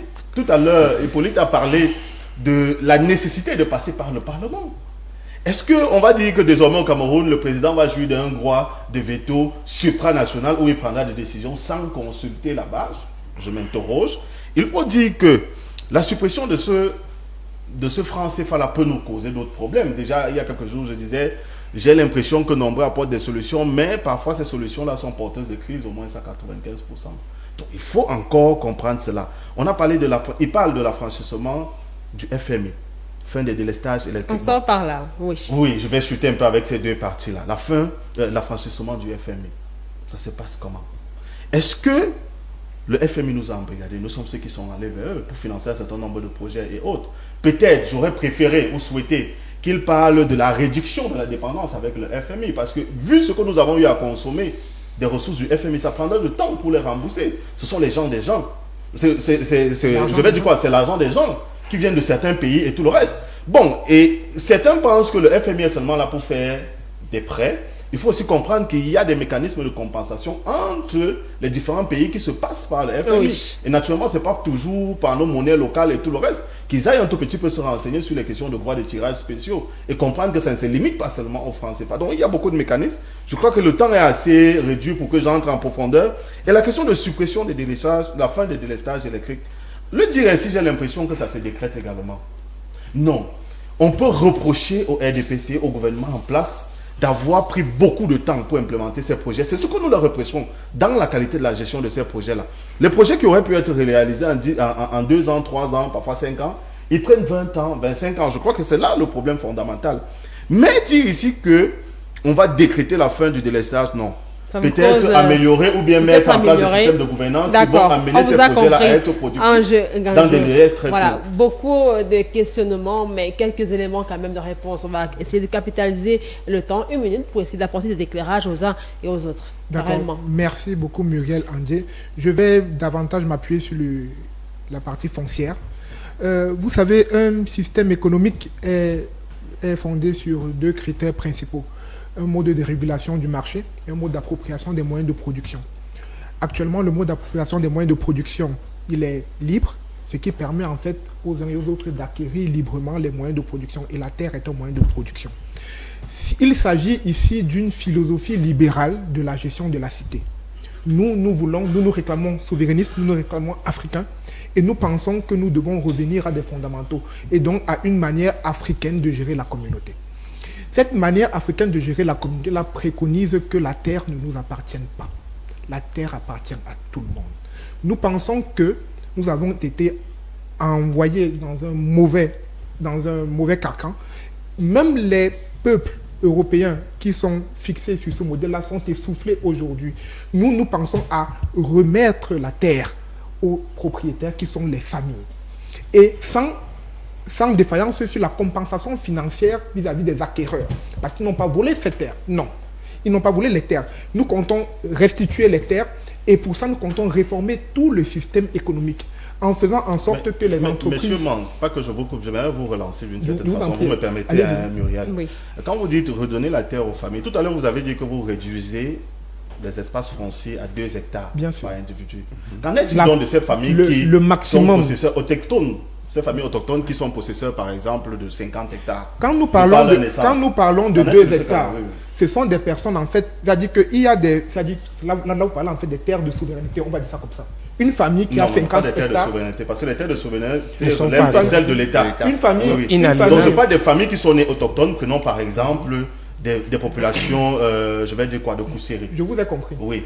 Qui sont nés et sont possesseurs de 100 hectares. Vous faites comment? Vous allez venir me dire que moi, je perds 98 hectares et je ne reste qu'avec 2 au nom d'une politique nationale. Je demande. Permettez de préciser. Quand nous parlons de concession de 2 hectares maximum, c'est pour la personne qui part acquérir une terre qui n'est pas sa terre d'origine. Ce n'est pas pour la personne, en fait, qui, de par sa filiation, est déjà détentrice d'une terre. Et donc, nous comptons que cette terre acquise, de manière, c'est-à-dire que cette nouvelle terre acquise soit limitée, mais qu'il y ait une compensation financière qui soit concédée aux personnes qui avaient déjà acquises. Parce que vous savez, les familles comme un État, ce qui les fixe, c'est la terre. Si aujourd'hui, l'État camerounais n'a plus de terre, il n'existe pas. C'est la même chose pour les communautés, c'est la même chose pour les familles. Ça, c'est ce que je voulais dire concernant. Donc, il est question en fait de réformer notre manière, notre logiciel de vie pour que nous revenions à quelque chose de fondamental. Pour ce qui est des 30 questions... secondes, hein, parce qu'on a également le RDPC en face. Vous n'êtes pas seul. Pour ce qui est notamment des... Vous avez parlé tout à l'heure des questions d'ordre économique. Nous ne décrétons pas, mais nous enclenchons le processus déterminant pour arriver à une finalité souhaitée. C'est cela dont nous parlons quand nous disons que nous sortons du franc CFA. Ce n'est pas que nous sortons de manière automatique, c'est que nous déclenchons tous les mécanismes nécessaires pour qu'à cette date, dès maintenant, nous aboutissions à une sortie du franc CFA, qui est une monnaie, en tant qu'économiste, en tant que financier, vous le savez, qui est une monnaie qui devrait être un peu plus flexible selon le cas. Certes, sa parité fixe a un avantage dans une certaine mesure, mais a aussi des inconvénients. C'est pour ça que nous parlons en fait d'une monnaie qui vient compléter celle du franc CFA, qui soit une monnaie qui ne soit plus indexée au trésor français. Là, vous parlez d'autre chose, la binarité. D'accord, carrément. On espère que vous aurez l'occasion de mieux expliquer cela aux Camerounais. Martial Bessala, dites-nous donc, que nous promet le candidat de la grandeur et de l'espérance. Le candidat de la grandeur de l'espérance a fait publier une profession de foi qui repose sur 11 points que je vais résumer en... Il peut prendre 5 secteurs parce que la logique et la philosophie qui est la nôtre est la philosophie de la continuité de la construction du Cameroun, secteur après secteur. Nous ne comptons pas faire une rupture et tout recommencer à zéro. Nous avons des acquis et sur la base de ces acquis, nous comptons poursuivre la réalisation et l'amélioration des conditions de vie des populations dans tous ces secteurs-là. Si je prends le secteur politique, le président Paul Biya, candidat, promet une amélioration des libertés publiques. Il a parlé des libertés publiques, de la démocratie. C'est-à-dire que notre démocratie a des acquis. Nous avons des centaines de partis politiques. Nous avons aujourd'hui des médias qui s'expriment librement, qui ont des lignes éditoriales. Mais il y a encore des éléments, parce qu'une démocratie ne peut pas être portée par des populations qui, en elles, n'ont pas une formation démocratique. Alors, est-ce qu'aujourd'hui, quand on observe nos médias, ce qui se dit dans les médias, ce qui se dit dans la presse, ce qui se dit dans les réseaux sociaux, est-ce qu'il n'y a pas quelque chose à faire? Alors, notre candidat propose une continuation de la formation du citoyen camerounais à l'utilisation, à l'usage de la démocratie. Les partis politiques aujourd'hui, est-ce que ces partis jouent pleinement leur rôle? Quel est le problème? Les problèmes sont présentés chaque fois dans les rapports. Et ces problèmes-là, l'État peut jouer son rôle, mais l'État ne viendra pas administrer les partis politiques. À la place des partis politiques, l'État fait sa part. Le président promet donc la poursuite de la réalisation et de l'accomplissement du développement de notre démocratie sur le plan politique, sur le plan des libertés publiques. Sur le plan de la santé, le président promet la continuation de la réalisation du projet de la couverture santé universelle qui a déjà été entamé dans les régions. On a vu récemment, il y a quelques semaines, le lancement dans la région du centre. Ce projet de la couverture santé universelle permettra au peuple camerounais, aux populations camerounaises, surtout les plus vulnérables, parce que la santé a un prix comme une éducation. Maintenant, le peuple camerounais, nous savons que beaucoup de Camerounais ont du mal à se soigner. Alors, ils ont du mal à se soigner. Pourquoi? Parce qu'ils n'ont pas toujours le ticket nécessaire pour pouvoir se soigner. Parce que la santé a un prix. Alors, qu'est-ce qu'il faut faire? Il faut donc instaurer une logique ou poursuivre la logique, puisque nous avons commencé, de soutien aux couches vulnérables. En faisant quoi? En leur donnant les kits santé qui leur permettent aujourd'hui. On a vu les malades d'insuffisance rénale qui avaient du mal à pouvoir suivre leurs rendez-vous médicaux. La couverture santé universelle aujourd'hui a réussi à réduire à plus de 80% ces frais-là. Alors aujourd'hui, ça permet à ces malades-là du paludisme 0 à 5 ans un type de maladie, un package, il promet l'extension. C'est-à-dire que le package de maladies qui est concerné par la couverture universelle aujourd'hui, on verra dans quelle mesure étendre ce package-là pour que la majorité de Camerounais puissent se soigner, puisque c'est un problème aujourd'hui. Quand vous allez à l'hôpital, vous n'avez pas d'argent, vous ne pouvez pas vous soigner. Pourtant, à côté, quelqu'un a de l'argent, il se soigne parce que lui, il a de l'argent. Qu'est-ce qu'il faut faire? Il faut faire une société d'équité médicale de telle sorte que les Camerounais souscrivent avec leur carte, ils puissent avoir accès à ces soins-là. Parce que, à la fois, vous avez vu les opérateurs économiques, les riches, c'est-à-dire les riches contribuent pour que les pauvres se soignent. C'est ça la couverture santé universelle. Et nous avons obtenu le financement et l'appui de plusieurs partenaires qui sont les partenaires du Cameroun qui financent ce projet-là. Ça, c'est sur le plan de la santé. Sur le plan des infrastructures, puisque ce sont des points qui sont les points urgents sur lesquels le président a insisté longuement dans sa profession de foi. Sur le plan des infrastructures, par exemple, les infrastructures aujourd'hui, la poursuite de la construction de ces infrastructures-là, les infrastructures routières, j'ai entendu sur ce plateau que on a construit d'ailleurs, je vais donner le chiffre, c'est plus de 12 000 km de routes bitumées actuellement au Cameroun. Quand le président arrive en 82, il trouve 800 km de routes bitumées. Alors, Muriel, entre 22 ans, il construit 800 km de routes et en 43 ans, on construit 11 200. En 7 ans, nous faisons... Non, permettez, je ne vous ai pas coupé, s'il vous plaît. C'est mon temps d'antenne. Donc, pour dire que 11 843 ans, nous ne disons pas on pouvait faire mieux. Ces contraintes-là, nous refusons, puisque nous sommes au pouvoir, de justifier les insuffisances par ces contraintes qui sont réelles. Mais ceux qui sont de bonne foi savent que ce soit la conjoncture internationale économique n'a jamais été stable, favorable au Cameroun, que ce soit les crises internes n'ont pas toujours été favorables, même durant ce mandat. Mais nous ne nous limitons pas à justifier les insuffisances sur la base des problèmes que nous avons rencontrés. Nous préférons présenter ce qui a été fait. Alors, le président arrive en 1982 au Cameroun, Muriel. Il ne trouve même pas un seul kilomètre d'autoroute.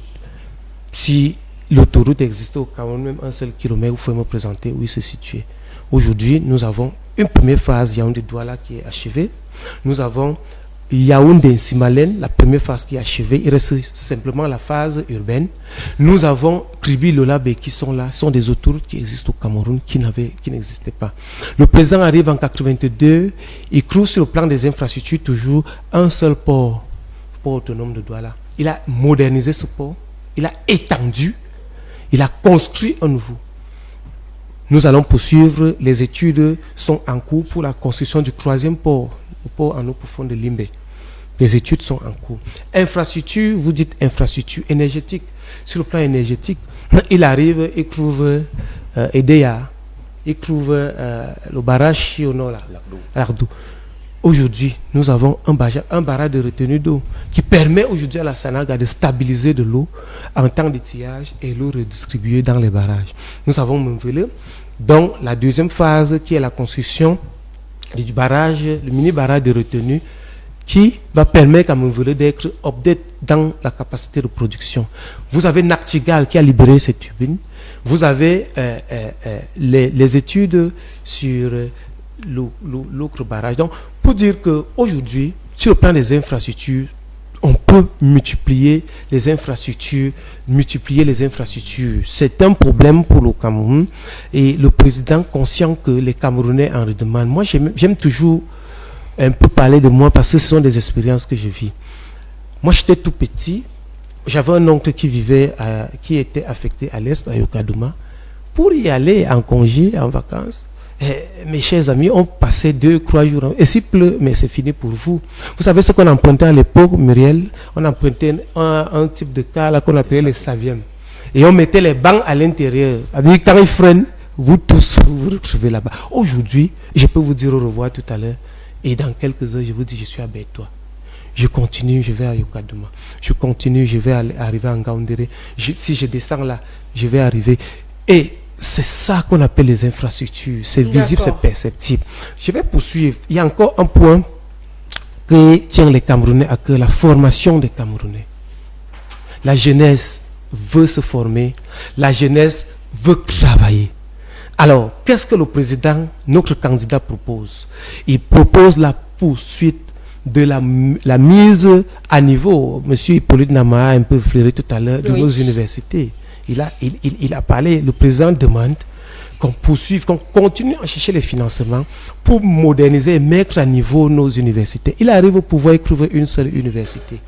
Cette université-là, quand vous aviez le bac à Moulvoudaï, quand vous aviez le bac à Kousséré, à Tokombéré, il fallait venir fréquenter à Yaoundé. Si vos parents n'ont pas d'argent, beaucoup ont arrêté l'école parce que leurs parents n'avaient pas l'argent pour leur payer une chambre et leur payer les possibilités de se former à Yaoundé.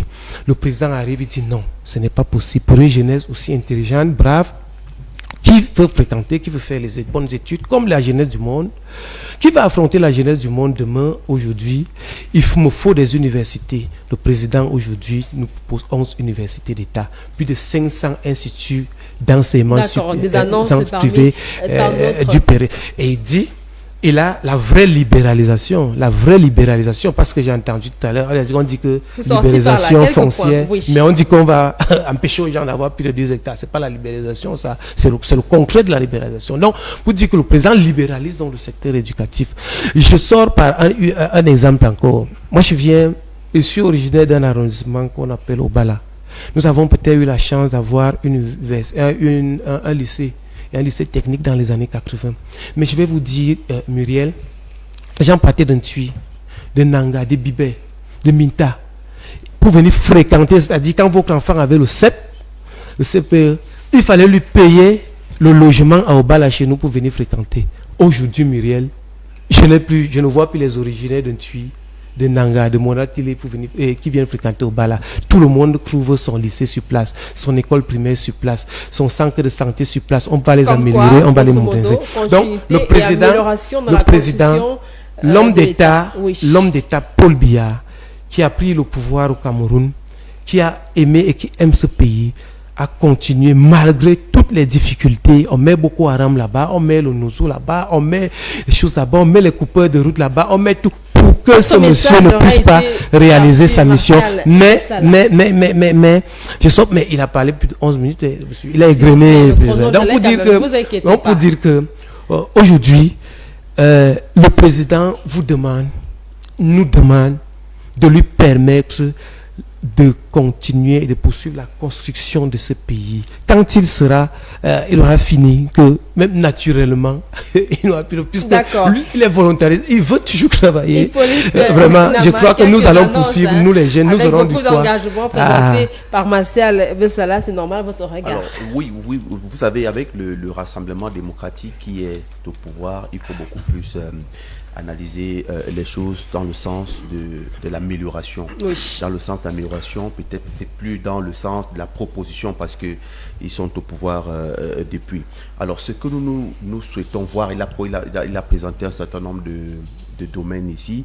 Justement, il faudrait que nous ayons la couverture santé universelle justement effective sur l'ensemble des dirigeants. Sur le plan éducatif, on a déjà vu la densification de la carte universitaire. C'est-à-dire que chaque université, chaque région aujourd'hui est dotée d'une université d'État. Maintenant, ça fait donc qu'à l'école primaire, il faudrait qu'on garantisse justement la gratuité qu'avait annoncé le président de la République. Sur le plan infrastructurel, vous avez vu, le Cameroun a connu des difficultés entre 2010 et 2020, parlant du document de stratégie pour la croissance et l'emploi, le DSE, pour surtout volet entretien routier avec 6500 km de route qui avait été donné, mais on n'a pas pu atteindre la moitié. Donc, je ne sais pas si ça sera le cas pour ce qui est de la SND 30. Il a évoqué un certain nombre de travaux, l'autoroute Yaoundé Douala, Fas, Ras, Campagne et autres, ceux qui ont été menés. Maintenant, sur le plan fiscal, il faudrait également qu'on ait une fiscalité moins asphyxiante pour encourager justement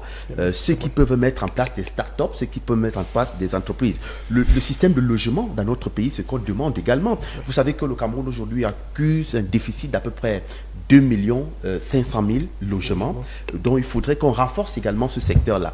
Donc c'est pour ça que je dis que concernant le candidat Paul Biya, qui est du RDPC, on va moins parler des promesses, mais beaucoup plus l'amélioration au regard de ce qui peut-être avait été annoncé, mais qui n'a pas été atteint. Il a parlé du réseau routier. Le Cameroun a 121 000 kilomètres, c'est-à-dire le réseau national. Donc, si nous avons à peu près 12 000 kilomètres de routes bitumées aujourd'hui, nous sommes là aux environs de 10%. Donc, il faudrait une amélioration également concernant ce secteur. D'accord. Ange Ganjo, votre regard, des améliorations réalisables dans le temps ou alors? Bon, Muriel, il faut dire que le RDPC, c'est le parti au pouvoir. Et ils sont dans une posture où on doit évaluer plutôt et ne plus voir leurs promesses. Ok. Donc, il y a beaucoup à redire sur ce qu'ils font. Tout à l'heure, il a parlé, par exemple, de la question des infrastructures. Je pourrais demander sur ce propos-là pourquoi ça met autant de temps et pourquoi la qualité des infrastructures fournies à la fin des projets ne ressemble pas concrètement à ceux qui ont été proposés lors de la présentation du projet. Je ne vais pas citer, ou ne pas citer, autant pour moi, vous avez le stade olympique qui est un stade à polémique où on cherche l'hôtel 5 étoiles jusqu'à aujourd'hui. Vous avez le barrage de Natingal qui à un moment donné a eu des fissures, je pense bien que c'est celui qui est en construction.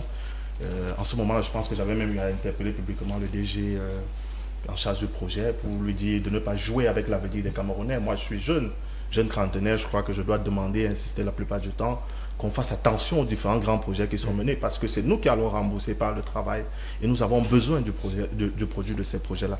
Donc là, je ne vais pas être tendre, notamment avec vous, sur la question de la qualité de l'exécution de ces projets. Vous avez parlé aussi notamment de la recherche du financement, le chef de l'État qui nous demande de rechercher le financement. Je pense que ça cadre là avec la lettre ouverte que j'ai eu à l'adresser en avril 2024. C'était pas une lettre, je vais dire quoi, invectivante ou s'attaquait naturellement à sa propre histoire, mais c'était une lettre basée sur un regard objectif de professionnel. Quand on parle de recherche de financement, il faut savoir que l'individu, parce qu'en dépit de ce que soit le Cameroun qui est garant des financements qu'il reçoit, il y a un individu qui est une caution morale face à ces financements que nous pensons recevoir dans le cadre des financements internationaux ou bien des appuis privés par des institutions internationales ou par des acteurs privés, des investisseurs internationaux dans le cadre des partenariats publics-privés. Donc, on a besoin par moment de quelqu'un qui peut être là sur la durée de l'investissement. Je crois que la durée moyenne d'un projet de partenariat public au Cameroun, c'est 20 ans. C'est-à-dire que si un investisseur vient au Cameroun et il souhaiterait investir, il souhaiterait quand même avoir en face de lui un leader qui pourra être vivant au moins sur les 20 ans. C'est-à-dire que malgré qu'il n'ait pas le leadership à main, parce que vous pouvez être président, vous faites deux mandats, vous partez, mais que vous soyez quand même vivant pour expliquer tout au moins à la nouvelle équipe quel a été les rouages des différents contrats que vous avez eu à signer. Il y a la question de la CSE qui m'a un tout petit peu chagriné par les propos de M. Martial Bessala, c'est qu'il a eu à déclarer que les riches contribuent pour que les pauvres se soignent.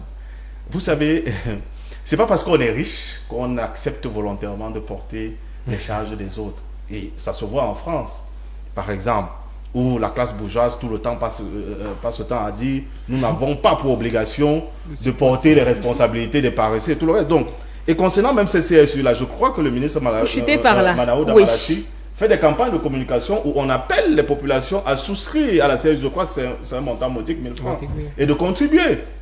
Donc ces pauvres également contribuent. Mais cette contribution, je pense qu'on a mal appréhendé le problème, parce que si vous partez dans la région du Nord-Ouest avant la crise sécuritaire qui y règne, il y a un hôpital, si je ne me trompe pas, assez populaire, l'hôpital de Bingo, qui a pris pour habitude de soigner les citoyens camerounais gratuitement lorsqu'ils n'ont pas de ressources financières et ils ne viennent pas après payer la facture. Donc le souci au niveau du Cameroun, ce n'est pas forcément le fait de payer la facture hospitalière, mais c'est la mentalité des Camerounais qu'il faut revoir, c'est-à-dire disons la vérité à nos populations.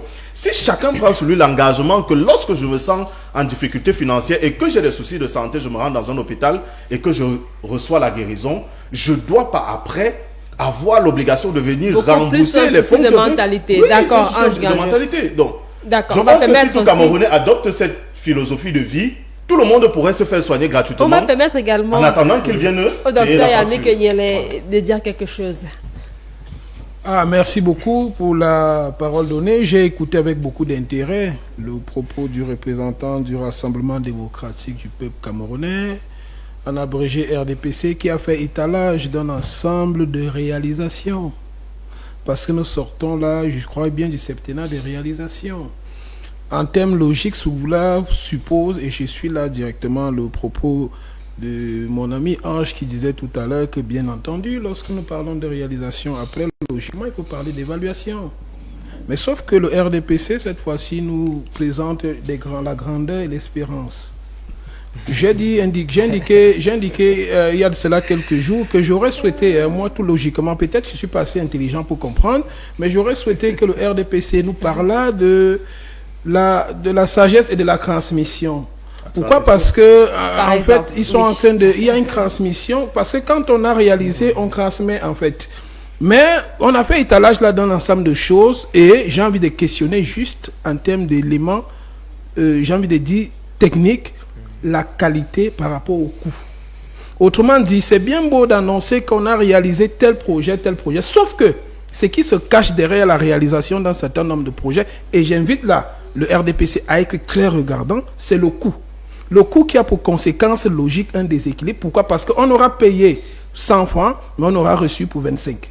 Là, c'est un véritable problème sur lequel il faudra que ce soit le Rassemblement démocratique du peuple camerounais qui l'emporte ou un parti autre, que ce soit quelque chose sur lequel on prête une attention particulière. Voilà, merci à vous, Dr Yannick Nyele Abanda. Le temps est parti pour ce programme, on va devoir en sortir des échanges. On ne s'ennuie pas, mais il y a un timing pour toutes choses. 10 secondes à chacun, pourquoi pas, pour dire quelque chose au potentiel électeur. Carrément, 10 secondes. Chers Camerounais, Camerounaises, le temps a trop duré. On ne peut pas continuer de nous tromper éternellement. Il est temps de choisir la rupture et non la continuité nuisible. Choisissez Hiram Samuel Iodi au soir du 12. Choisissez ce bulletin de vote. C'est le gris du ciment qui bâtit, le gris du vrai changement. D'accord. Et non le blanc de la continuité oisive. Martial Bessala, 10 secondes, s'il vous plaît, on va en sortir. On va poursuivre notre débat. Martial Bessala, s'il vous plaît. Oui, moi, électrice, électeur, peuple camerounais, je vous présente le bulletin de l'homme de la grandeur et de l'espérance, l'homme de la sagesse, le sage, le patriarche, qui n'a plus le temps de bagarrer, qui n'a plus le temps de lutter, qui n'est même plus dans l'enthousiasme ni dans les promesses. Il vous connaît, vous le connaissez. Vous avez vécu ensemble, vous poursuivez ensemble, vous poursuivrez ensemble.